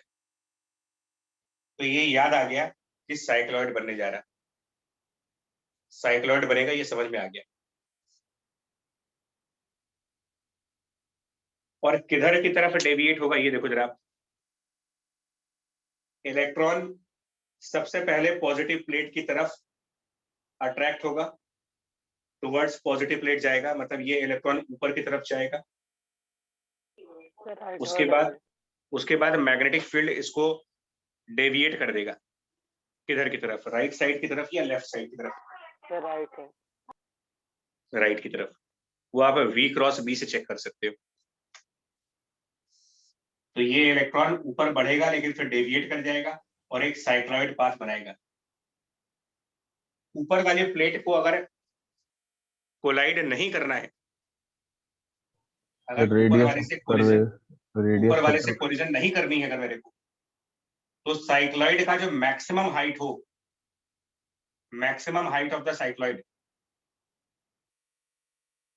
क्या वो d से कम नहीं होना चाहिए? Yes sir. Yes sir. और मैक्सिमम हाइट ऑफ, अब यहां से अपना मेमोराइज जो किया था, अभी याद कर रहे था कि यार ये तो व्हील जैसा होता है, तो मैक्सिमम हाइट का मतलब है 2r should be less than d। फिर याद आया कि r तो v बाई ओमेगा होता है। अब एनालॉग यूज हो रहे मेरे, यही ऑब्जेक्टिव अप्रोच होती है। फिर याद आया कि वेलोसिटी तो E अपॉन b है और ओमेगा QB अपॉन m है। अब आपका मैग्नेटिज्म क्वेश्चन आ गया, d की वैल्यू आ गई 2 से 3 स्टेप्स के अंदर। बट ये अगर ये चीज मेमोरी में होगी तब, कि साइक्लॉइड का कनेक्शन व्हील के साथ है, यानी कि क्रॉस मैग्नेटिक फील्ड को हम व्हील से कंपेयर करके ऑब्जेक्टिवली कर सकते हैं।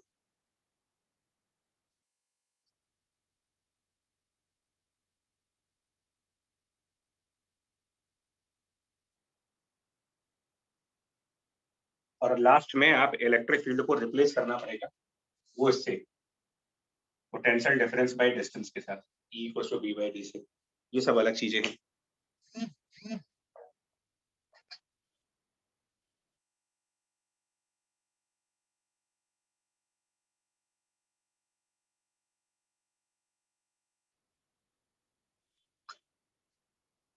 तो यार वाइंड अप करने के लिए मैं बता दूं आपको, उसमें एक सबसे पहले मैंने क्या किया था, स्पीड निकालने के लिए वर्क एनर्जी थ्योरम का यूज किया। पहला कंसेप्ट, क्रॉस्ड मैग्नेटिक फील्ड में speed will be obtained by work energy theorem, और उसमें वर्क सिर्फ इलेक्ट्रिक फील्ड से होगा।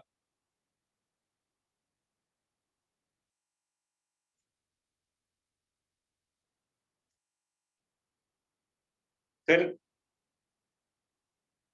हम लोगों ने साइक्लॉइड को डिसाइड किया कि कौन से क्वाड्रेंट में होगा साइक्लॉइड। उसके बाद दूसरी पॉइंट पर चले गए कि किसी साइक्लॉइड की मैक्सिमम हाइट जो होती है वो डबल ऑफ रेडियस, और उसके बाद तुरंत हमारा टायर वाला कंसेप्ट, व्हील वाला कंसेप्ट आने लगा। भले आपका ये डिस्कशन 1 घंटा 1.25 घंटे का हो गया, लेकिन वाइंड अप करने पर ये 3-4 लाइनों का है सर। समराइज करोगे तो 3 से 4 लाइनें ही इसमें मतलब की हैं हमारे।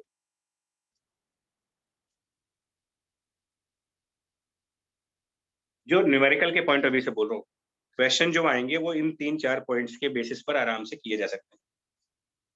इससे ज्यादा और किसी चीज की जरूरत नहीं है। एक आपको रेडियस ऑफ कर्वेचर पूछा जा सकता है, उसका भी पॉइंट बता दिया कि radius of curvature h max का डबल होता है। तो h मैक्स आ गया, उसका डबल करके रेडियस ऑफ कर्वेचर अगर पूछा जाए तो निकाल सकते हो।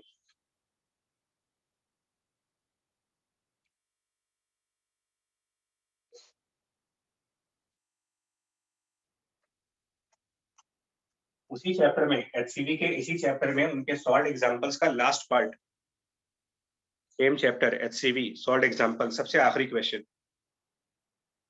लेकिन करिएगा अपने मेथड से, उनके मेथड से नहीं करना। करना आपको इसी लॉजिक से जो अभी बताया है, क्योंकि उनके मेथड से जाओगे काफी लेंदी सोल्यूशन है वो, और अच्छी खासी कैलकुलस यूज हुई है।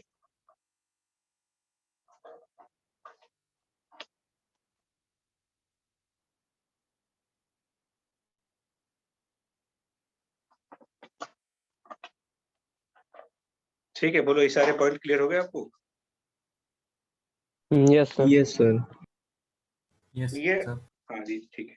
कल से अब तक टोटल 4-5 केसेस है ट्रेजेक्टरी वगैरह के हम लोगों ने बताए हैं, वो सारे ऑलमोस्ट हो गए मेरे ख्याल से, जो हमने कवर करने थे। मतलब 5 पॉसिबल केसेस जो थे।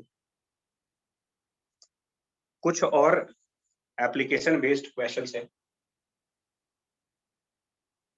जिसमें यार एक बड़ा अजीब सा क्वेश्चन आता है, वो होता है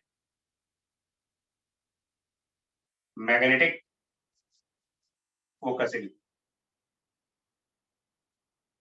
मैग्नेटिक फोकसिंग ये एक टॉपिक है।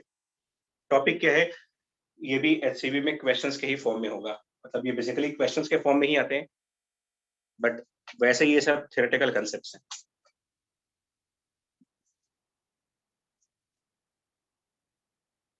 तो फोकसिंग नाम क्यों दिया ना इसको, क्योंकि मैं अगर लाइट के चैप्टर से कंपेयर करूं, तो लाइट के चैप्टर में क्या होता है कि अगर हमारे पास एक लेंस हो जिसकी अपनी एक प्रिंसिपल एक्सिस हो, और प्रिंसिपल एक्सिस के काफी क्लोज, प्रिंसिपल एक्सिस से काफी क्लोज पैरेलल रेज जाए, इनको पैरा एक्सियल बोलते हैं। अगर आपको याद हो तो ये पैरा एक्सियल रे कहलाती है वाली, जो प्रिंसिपल एक्सिस के बहुत ज्यादा क्लोज आती है। और ऐसा बताया जाता है कि ये सब किसी पॉइंट पर जा करके फोकस कर जाते हैं। इसकी अपनी एक फोकल लेंथ होती है, जो लेंस मेकर फॉर्मूले वगैरह से निकाली जाती है।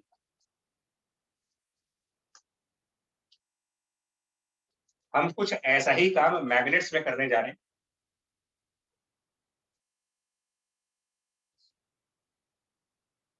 ठीक है, हम कुछ ऐसा ही काम करने जा रहे हैं मैग्नेट्स में।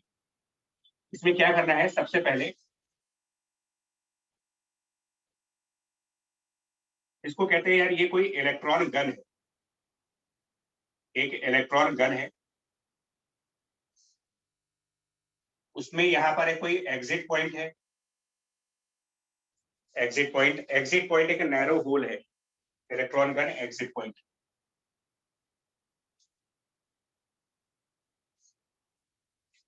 मतलब कि यहां से हम इलेक्ट्रॉन्स को बाहर निकालेंगे, जो इलेक्ट्रॉन्स होंगे वो इस नैरो एग्जिट पॉइंट से बाहर आएंगे।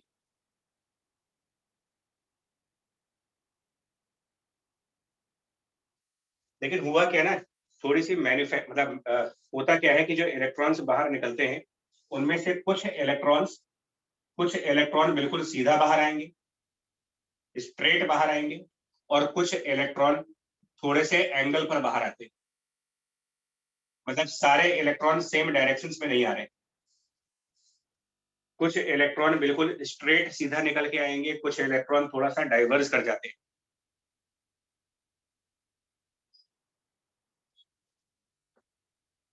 और इस डायरेक्शन में एक मैग्नेटिक फील्ड लगी हुई है।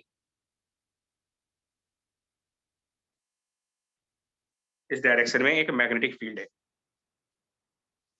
तो क्योंकि कुछ इलेक्ट्रॉन सीधा सीधा निकल गए, कुछ इलेक्ट्रॉन बाहर चले गए, कुछ इलेक्ट्रॉन इधर आ गए, मतलब इस एग्जिट पॉइंट पर निकलने के बाद, इस एग्जिट से निकलने के बाद इलेक्ट्रॉन डाइवर्स कर गए, उनको वापस एक जगह लाना है। मतलब ये इलेक्ट्रॉन जो एग्जिट करते वक्त अलग अलग डायरेक्शंस में गए थे, ये वापस किसी पॉइंट पर मिल जाएंगे। यानी इनको फिर से फोकस करना होगा एक जगह पर। भाई फोकस का मतलब यही होता है, to bring all them at one point, इसी को फोकस कहते हो। दो रेज को एक कॉमन पॉइंट पर लाना, यही फोकसिंग है। तो यही काम हमें करना है, इन सारे इलेक्ट्रॉन्स की फोकसिंग करनी है। मतलब कि इन सारे इलेक्ट्रॉन को एक कॉमन पॉइंट पर लाना है। वो पॉइंट कितने डिस्टेंस पे होगा, ये क्वेश्चन है। वेयर इज द फोकस, मतलब ये लेंथ निकालनी है। At which point the electrons are focused. And focus का मतलब बता दिया आपको, फोकस होने का मतलब होता है coming to a single point, merging at a single point.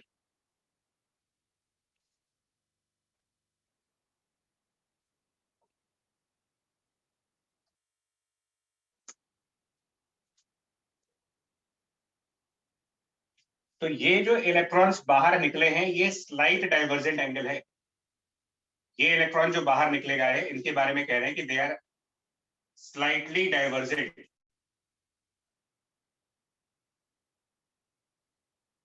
मतलब कि ये जो एंगल बनाएंगे यहाँ पर, ये एंगल बहुत बड़े एंगल नहीं होंगे। ये जो यहाँ पर एंगल्स बनेंगे, ये बहुत बड़े एंगल्स नहीं है, बहुत छोटे छोटे एंगल्स होंगे।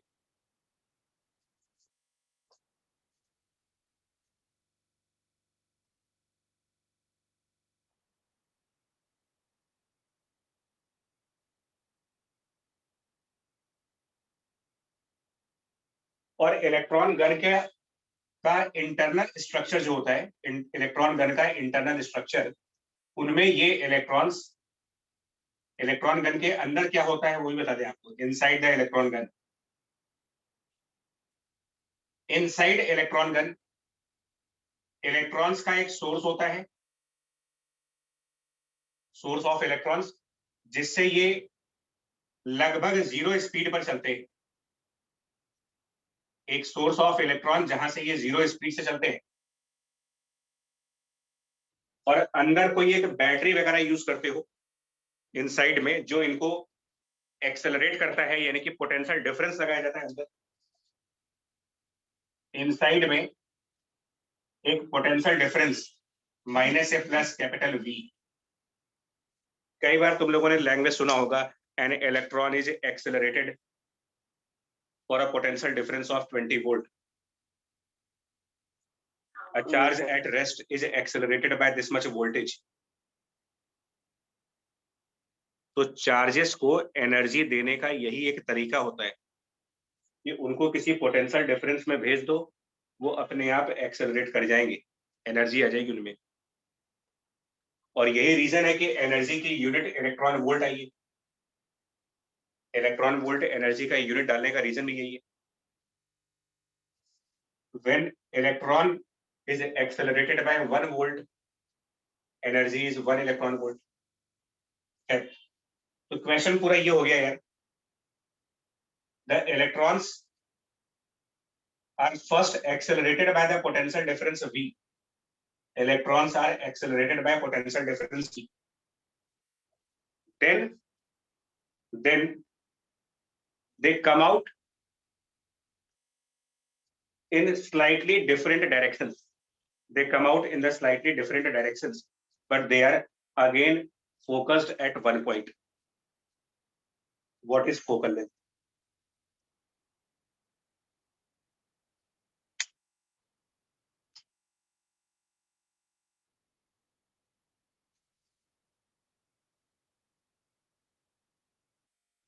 तो देखिए इसमें क्या करना होगा। सबसे पहले तो मुझे ये निकालना पड़ेगा कि ये इलेक्ट्रॉन जब एग्जिट कर रहे होंगे तो इनमें क्या स्पीड होगी, एग्जिट करते वक्त स्पीड कितनी होगी।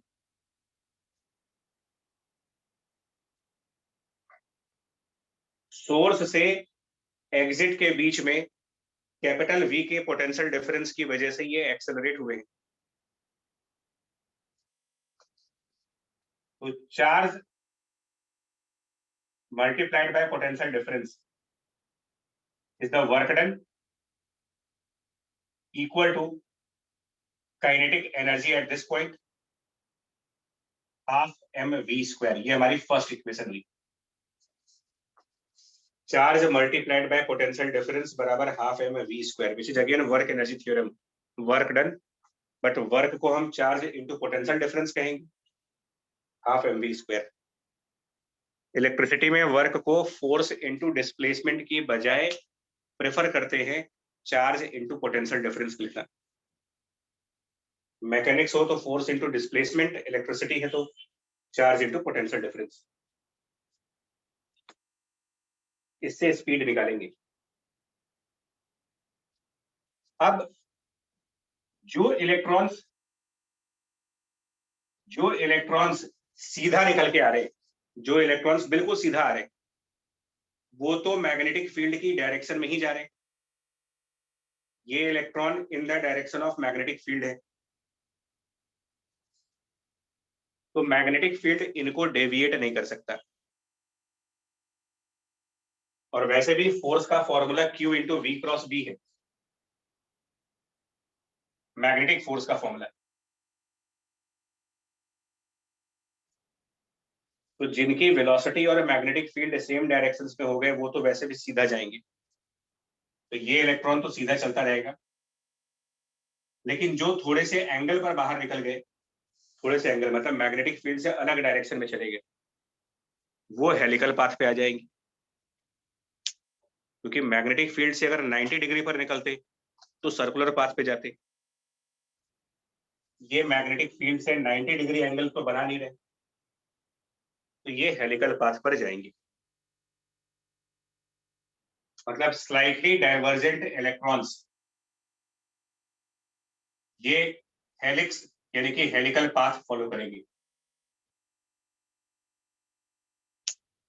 और जब ये हेलिकल पाथ फॉलो करेंगे तो ये रिवॉल्व करने के साथ साथ आगे बढ़ेंगे।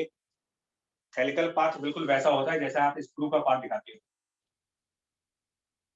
स्क्रू ड्राइवर है कि स्क्रू को टाइट करने पर स्क्रू अंदर भी जाएगा और रोटेट भी करेगा। तो ये रिवॉल्व करने के साथ साथ आगे आएंगे। और मैंने कहा ना कि मोशन कोई भी हो सारे पीरियोडिक है, हेलिकल मोशन भी पीरियोडिक है। अगर इन इलेक्ट्रॉन्स की वेलोसिटी v थी तो इस डायरेक्शन में वेलोसिटी का कौन सा कंपोनेंट हुआ?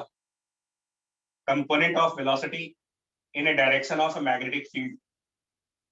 Component of the velocity in a direction of magnetic field. Answer बना उसका v into cos theta. Velocity का वो कंपोनेंट जो मैग्नेटिक फील्ड की डायरेक्शन में है।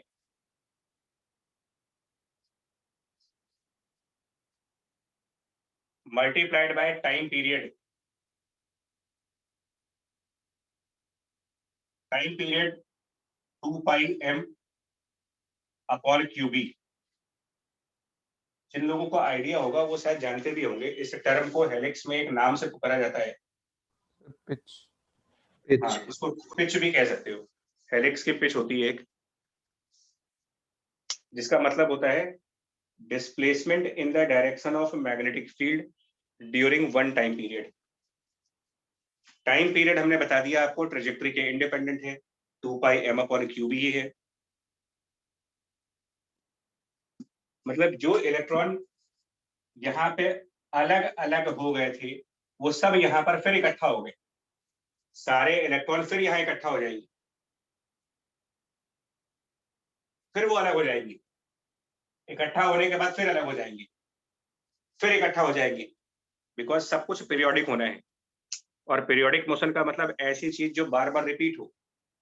तो ये फिनोमेना बार बार रिपीट होगा, और मैग्नेटिक फील्ड के अंदर पीरियोडिक मोशन मिलना ही है आपको। मैग्नेटिक फील्ड के अंदर चार्ज पार्टिकल का कैसा भी मोशन होगा वो पीरियोडिक होगा, बार बार वही चीज होगी। सर्कुलर है तो बार बार सर्कुलर होगा, हेलिकल है तो रिवॉल्व करेंगे, बार बार रिवॉल्व करेंगे, बार बार आगे बढ़ेंगे। साइक्लॉइड है तो बार बार रिपीट होगा वो।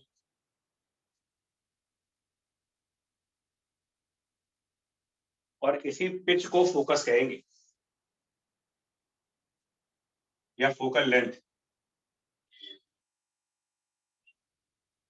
अब मैंने कहा था स्लाइटली डाइवर्जेंट है, स्लाइटली डाइवर्जेंट मतलब कि एंगल थीटा बहुत बड़ा एंगल नहीं है। तो ये अप्रोक्सीमेटली क्या बन जाएगा? If angle theta is not very large, it is very small angle, limit theta tending to 0, cos of theta is 1। ये प्रॉपर्टी लगाओ, थीटा अगर छोटा एंगल होगा तो लिमिटिंग वैल्यू उसकी 1 हो जाएगी। यानी ये बन जाएगा 2 pi m by QB cos theta 1, और स्पीड को हम फर्स्ट इक्वेशन से 2 times e into capital V upon m, ये पूरा आंसर बनेगा। ये आपके उसी HCB का शायद क्वेश्चन नंबर 48 है। इस समय मेरे पास आज बुक नहीं है, बट प्रॉब्ली 48 है या 46 ऐसे ही आसपास होगा उसी चैप्टर में। ऐसा ही कोई क्वेश्चन है वो।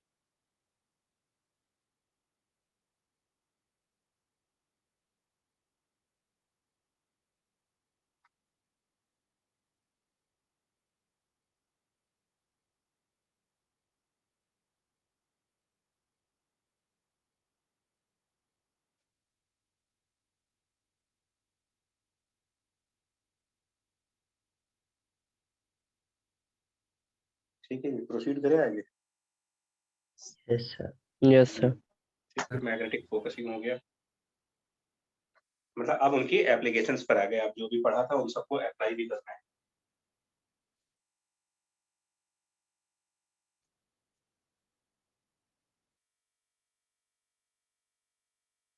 क्वेश्चन जरूर देखना, 48 या 46 में से कोई एक होगा। ये फिगर बना है उसमें, ऐसी फिगर बनी हुई है।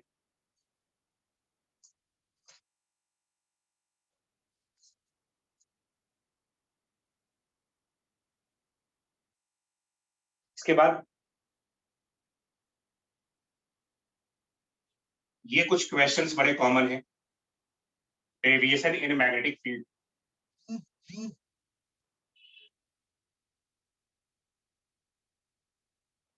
ये बड़े कुछ कॉमन क्वेश्चंस हैं। मतलब एक पर्टिकुलर मैग्नेटिक फील्ड दी जाती है और उसके अंदर चार्ज पार्टिकल कितना डेविएट होगा, इसके क्वेश्चंस आते हैं। तो इसमें पहला होता है magnetic field between two parallel lines. Presence of magnetic field, मतलब मैग्नेटिक फील्ड की प्रेजेंस दो पैरेलल लाइंस के बीच में ही है। फॉर एग्जांपल एक लाइन x इक्वल टू 0 से डिफाइन हो रही है और एक लाइन आपकी x इक्वल टू d से डिफाइन हो रही है, और कहा यह जा रहा है कि x लेस देन 0 पर मैग्नेटिक फील्ड 0 है, x more than 0 magnetic field x more than d वहां पर भी मैग्नेटिक फील्ड 0 है। मतलब मैग्नेटिक फील्ड सिर्फ 0 से d के बीच में ही है, उसके अलावा कहीं नहीं है। और इसमें मैग्नेटिक फील्ड इनवर्ड डायरेक्शन में है। समझ आया? मतलब ना तो इधर कोई फील्ड है ना इधर कोई फील्ड है, और इसमें एक चार्ज पार्टिकल प्लस q जिसका मास m है, उसको किसी वेलोसिटी के साथ इसमें प्रोजेक्ट किया गया, सपोज v0 के साथ। और क्योंकि मैग्नेटिक फील्ड में अगर आप चार्ज को भेजोगे तो मैग्नेटिक फील्ड उसको डेविएट करेगा ही करेगा, वो नेचर ऑफ मैग्नेटिक फील्ड है। किधर डेविएट करेगा ये आप फोर्स के डायरेक्शन से देखो, इसमें फोर्स ऊपर लगेगा कि नीचे लगेगा, v क्रॉस b लगा करके, v cross b cross product के हिसाब से ऊपर आएगी। अब वो हम नहीं बताना चाह रहे हैं क्योंकि प्रैक्टिस उसको करनी ही पड़ेगी। तो आप क्रॉस प्रोडक्ट की डेफिनेशन से जाओ, क्रॉस प्रोडक्ट देखोगे तो इस पर एक फोर्स लगेगा अपर साइड पर ऐसे, जिस वजह से ये ऊपर डेविएट कर जाएगा। फोर्स लगने की वजह से चार्ज पार्टिकल डेविएट कर गया, और यहां कहीं पर जब आएगा, इस पॉइंट पर जब वो रीच करेगा, जिसके बाद कोई मैग्नेटिक फील्ड नहीं है, इस पॉइंट के बाद अब कोई मैग्नेटिक फील्ड नहीं है, तो आगे किसी भी तरीके का कोई डेविएशन नहीं होगा। मतलब यहां आने के बाद वो टेंजेंट की डायरेक्शन में स्ट्रेट लाइन पाथ फॉलो कर लेगा, बिकॉज यहां पर कोई मैग्नेटिक फील्ड नहीं है।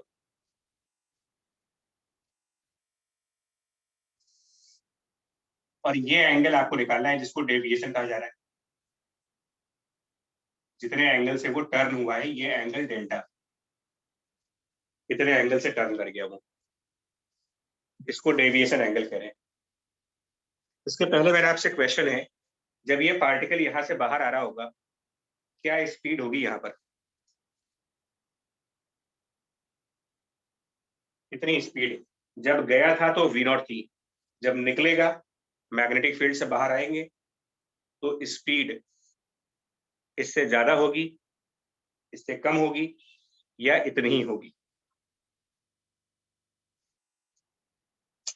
लॉरेंस फोर्स में मैग्नेटिक एक्सिस के अलोंग नहीं, सुनो तो बच्चे, पूरी कंसेप्ट सुनो। मैं बार बार बोला है, स्पीड का मतलब वर्क एनर्जी थ्योरम दिमाग में आना चाहिए।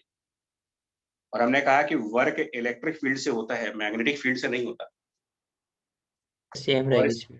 इस क्वेश्चन में कहीं कोई इलेक्ट्रिक फील्ड है नहीं, कोई वर्क नहीं हुआ, चेंज ऑफ काइनेटिक एनर्जी नहीं हुआ। तो जिस स्पीड से गया था उसी स्पीड से वापस आएगा। अगर इलेक्ट्रिक फील्ड नहीं है तो स्पीड नहीं बदल सकते।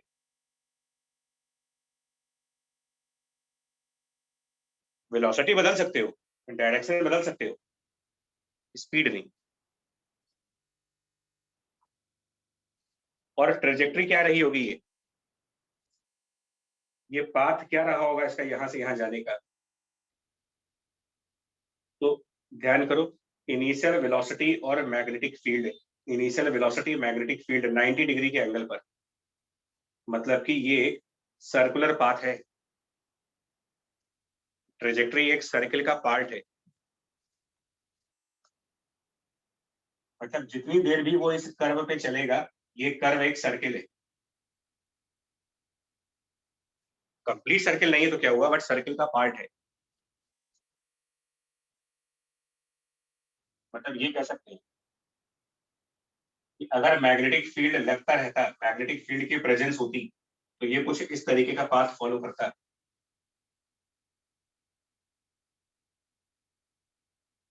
बट कंप्लीट सर्कुलर मोशन हो नहीं पाया क्योंकि आगे मैग्नेटिक फील्ड थी ही नहीं।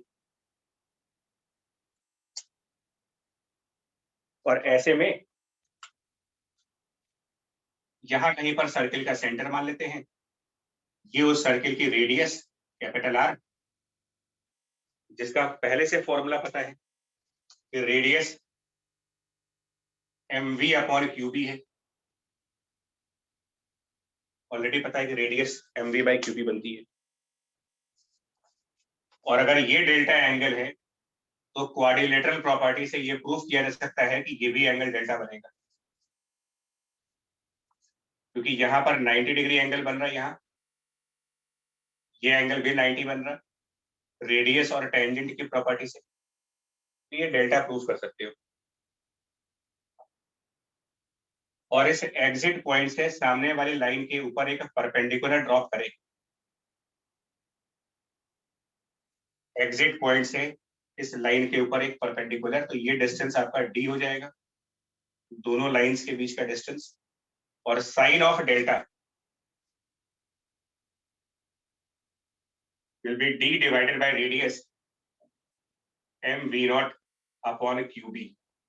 इससे हम डेल्टा एंगल निकालेंगे, कितने एंगल से डेविएट हुए वो निकाल सकते हैं।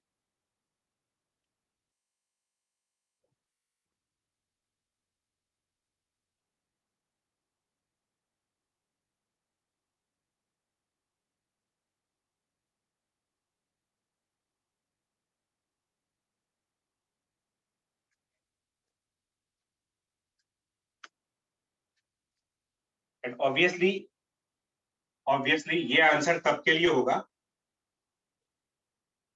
when d is less than mv naught by qb।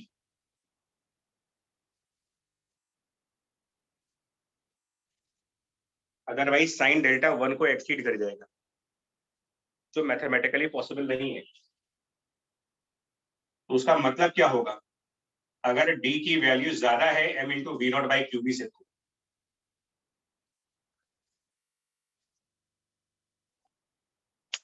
इससे तो आंसर आएगा नहीं, क्योंकि जो आंसर इसके थ्रू आएगा वो इनवैलिड है, साइन डेल्टा 1 से बड़ा आ जाएगा, मैथमेटिकली अलाउड नहीं है। इस फिगर से समझो, डी अगर रेडियस से ज्यादा है तो ये सेकंड वाली लाइन कहां पहुंच जाएगी। मतलब अगर आप दो पैरेलल लाइंस लो, एक लाइन उसके सेंटर से जा रही है और सेंटर से डी डिस्टेंस पर मैं एक और लाइन बनाऊं जो रेडियस से ज्यादा है, तो क्या ये हाफ सर्किल के आगे भी चले जाएंगे। Yes sir. Yes, sir. यानी क्या बन जाएगा, ट्रेजेक्टरी क्या बन जाएगी, A semicircle. सेमी सर्किल, ये पूरा घूम जाएगा। अगर डी की वैल्यू रेडियस से बड़ी है, मतलब मेरी ये सेकंड वाली लाइन सर्किल से बाहर जा रही है, सर्किल के बाहर, यानी यहां तक मैग्नेटिक फील्ड की प्रेजेंस है, सर्किल के बाद भी मैग्नेटिक फील्ड है, फिर तो वो एक सेमी सर्कुलर पाथ फॉलो करेगा। यानी उस केस में डेविएशन की वैल्यू 180 डिग्री होगी।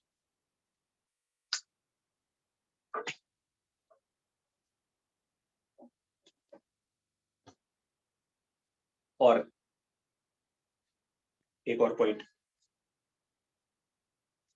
अगर इसकी एंट्री t इक्वल टू 0 पर हुई थी तो एग्जिट टाइम कितना होगा, कितने टाइम पर वो एग्जिट कर जाएगा। 2 pi m by QB। पूरा सर्कल तो हुआ नहीं,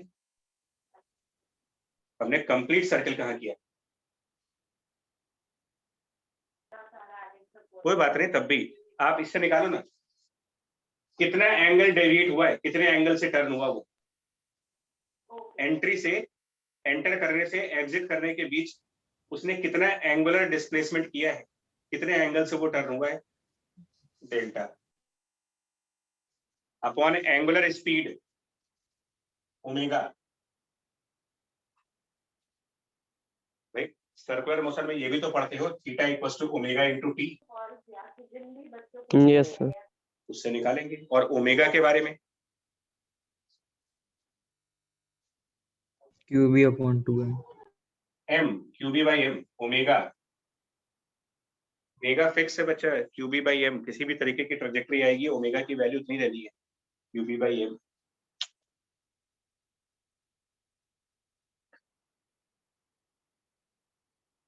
कहीं कहीं पर एक और वोकेबुलरी का पार्ट है, साइंस की वोकेबुलरी। Q by m का भी एक नाम होता है, कहीं कहीं पर Q by m को एक नए नाम से बुलाते हैं, स्पेसिफिक चार्ज। Specific charge. ये सब भी पता होना चाहिए कि सब कुछ पढ़ लिया और स्पेसिफिक चार्ज ही समझ में नहीं आ रहा कि ये हुआ क्या, टॉपिक का फायदा क्या फिर।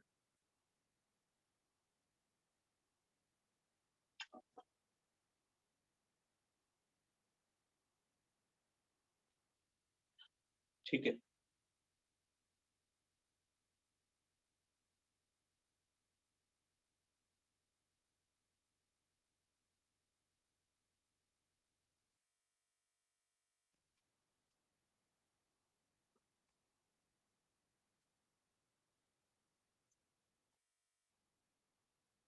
बहुत ही फेमस क्वेश्चन है, मतलब बहुत बार पूछा जा चुका है इसको। और एक दूसरा इसका पार्ट है, दो पार्ट है। सेकंड पार्ट,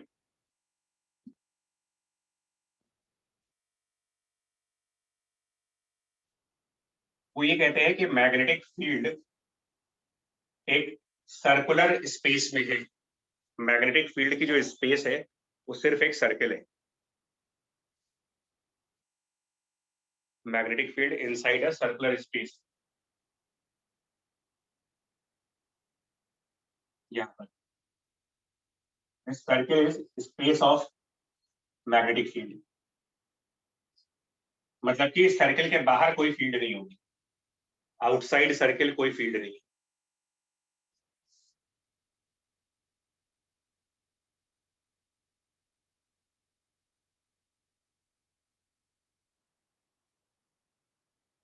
ये सोलेनॉइड का होता है, सोलेनॉइड ऐसा केस होता है जहां पर सर्कल के अंदर फील्ड आती है। और इसके सेंटर की तरफ, इसके सेंटर की तरफ बाहर से किसी चार्ज पार्टिकल को, आउटसाइड से जहां पर मैग्नेटिक फील्ड नहीं थी वहां से एक पॉजिटिव चार्ज मास m और उसको v0 वेलोसिटी से इस तरफ प्रोजेक्ट किया गया। अब वो चार्ज पार्टिकल जैसे ही मैग्नेटिक फील्ड के अंदर जाएगा, बाय नेचर वो डेविएट कर जाएगा, बाय नेचर। उसको होना ही है, वो उसका फंडामेंटल बिहेवियर है। मतलब ये चार्ज पार्टिकल सीधा आया बट डेविएट करके ऐसे कुछ जाएगा। हाँ, एग्जिट होने के बाद, एग्जिट होने के बाद वो सीधा चलेगा क्योंकि आगे कोई फील्ड नहीं है, क्योंकि कोई इलेक्ट्रिक फील्ड नहीं है यहाँ पर,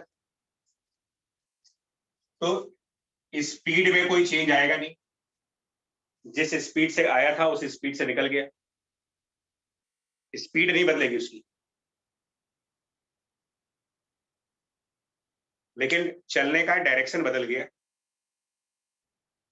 और अब ये जो वेलोसिटी है जिससे वो बाहर निकला है, इसको अगर हम बैक साइड पर एक्सटेंड करेंगे तो ये इस वेलोसिटी से कोई एंगल बना रहा होगा। मतलब यहाँ की वेलोसिटी और यहाँ के वेलोसिटी में कोई एंगल बनेगा, वही एंगल निकालना है और उसी को डेविएशन एंगल बोलेंगे। डेविएशन एंगल मतलब इनिशियल वेलोसिटी का जो वेक्टर है और फाइनल वेलोसिटी का जो वेक्टर है उनमें कितना एंगल बनेगा, angle between the two velocities, angle of deviation, ये फाइंड करना है हमें। ये निकालना है।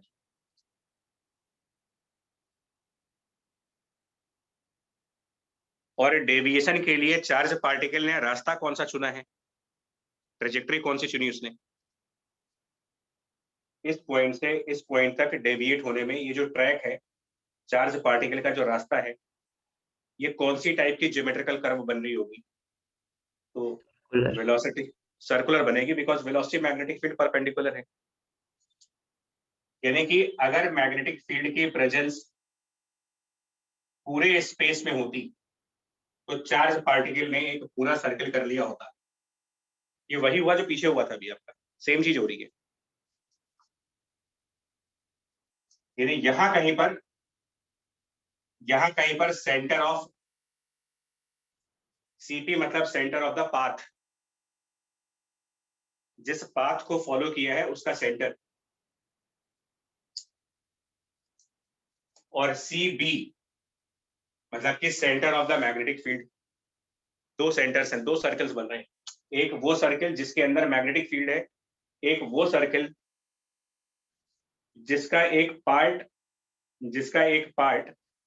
चार्ज पार्टिकल ने अपने ट्रेजेक्टरी के लिए यूज किया।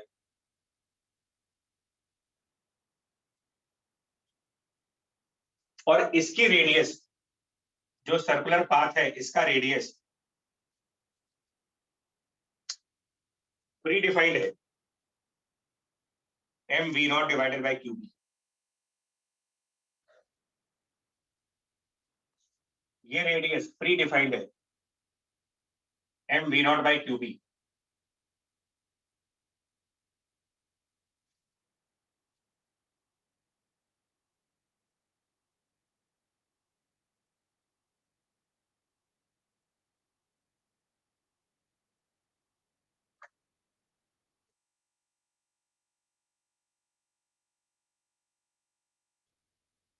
अब मैं आपसे एक बात कह रहा हूं, अगर इन दो वेलोसिटीज के बीच, इस वेलोसिटी में और इस वेलोसिटी में अगर डेल्टा एंगल है,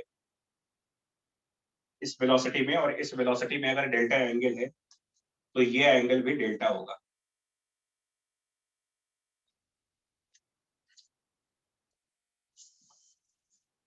अगर ये वाले वेलोसिटी में और यहाँ वाली वेलोसिटी में डेल्टा एंगल बन रहा है ना, तो इन दो लाइनों में भी डेल्टा का ही एंगल बनेगा, क्योंकि ये वेलोसिटी इस रेडियस के परपेंडिकुलर है और ये वेलोसिटी इस रेडियस के परपेंडिकुलर है।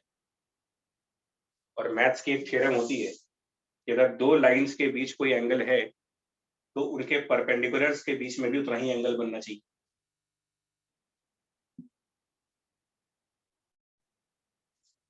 भाई इस वेलोसिटी में और इस वेलोसिटी में अगर एंगल कोई बनेगा तो इस वेलोसिटी की परपेंडिकुलर लाइन और इस वेलोसिटी की परपेंडिकुलर लाइन वो भी सेम एंगल पर आएगी। Yes sir. देखिए एंगल डेल्टा मतलब ये निकालना है। और एक और पॉइंट बता दें आपको, ये सब सर्कल्स की प्रॉपर्टीज पता है, सर्कल की प्रॉपर्टीज पर, बट ये प्रूफ कैसे करोगे थोड़ा देख लेना। ये जो एग्जिट वेलोसिटी है, इसको जब आप पीछे एक्सटेंड करेंगे तो ये इसी सेंटर से कोइंसाइड कर जाएगा।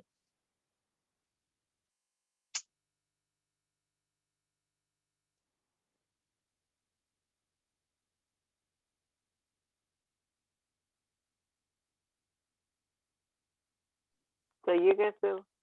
अब ये सर्कल प्रॉपर्टी है, मैं हिंट कर रहा हूँ, हिंट कर दे रहा हूँ। किसी भी सर्कल में आप एक प्रॉपर्टी पढ़ते होगे, अगर एक सर्कल है और आप बाहर के किसी पॉइंट से उस पर टेंजेंट्स बनाएं, तो क्या दोनों टेंजेंट सेम लेंथ के नहीं आते?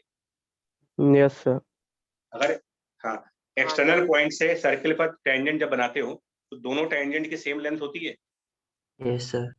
तो ये वही पॉइंट है यार। सीबी से ये लाइन जो आ रही है, ये लाइन जहां पर मैंने मार्कर रखा है, ये लाइन, ये इस रेड सर्कल का टेंजेंट है और ये लाइन भी रेड सर्कल का टेंजेंट है। तो ये टेंजेंट और ये टेंजेंट सेम लेंथ के होने चाहिए। जी सर आप। ये तभी हो पाएगा जब दोनों सेंटर पे आए।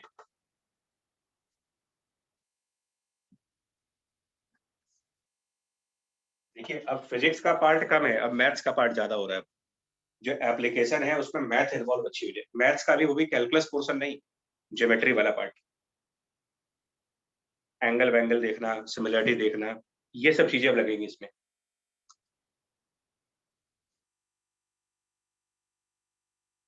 और इससे अगर मैं इसको आगे बढ़ाऊंगा यहाँ तक, तो ये एंगल मेरा डेल्टा बाई 2 बन जाएगा, ये एंगल डेल्टा बाई 2, और tan of delta by 2 equal to tan of delta by 2, यहाँ पर 90 डिग्री भी बन रहा है, so tan of delta by 2 बराबर ये लेंथ जो इसका रेडियस है, radius of magnetic field upon ये रेडियस जो रेडियस ऑफ पाथ है। तो रेडियस ऑफ मैग्नेटिक फील्ड तो क्वेश्चन में देंगे, radius of path mv0 upon qb, इससे निकालेंगे डेल्टा की वैल्यू।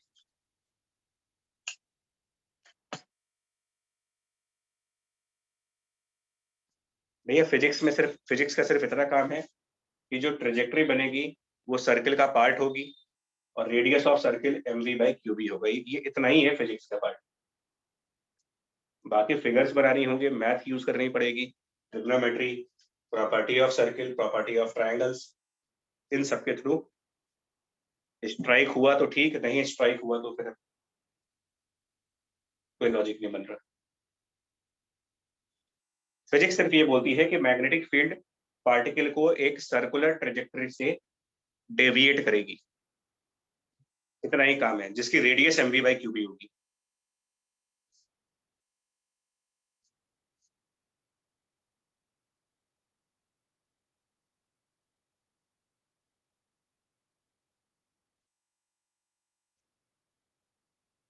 ठीक है यार, Yes. फर्स्ट टॉपिक, हाँ जी, पहला टॉपिक आपका जो चार्जेस को लेकर के था, चार्ज ट्रेजेक्टरी और उसकी एप्लीकेशंस, वो खत्म हो गई। आज इसकी असाइनमेंट पे भेजेंगे आपको।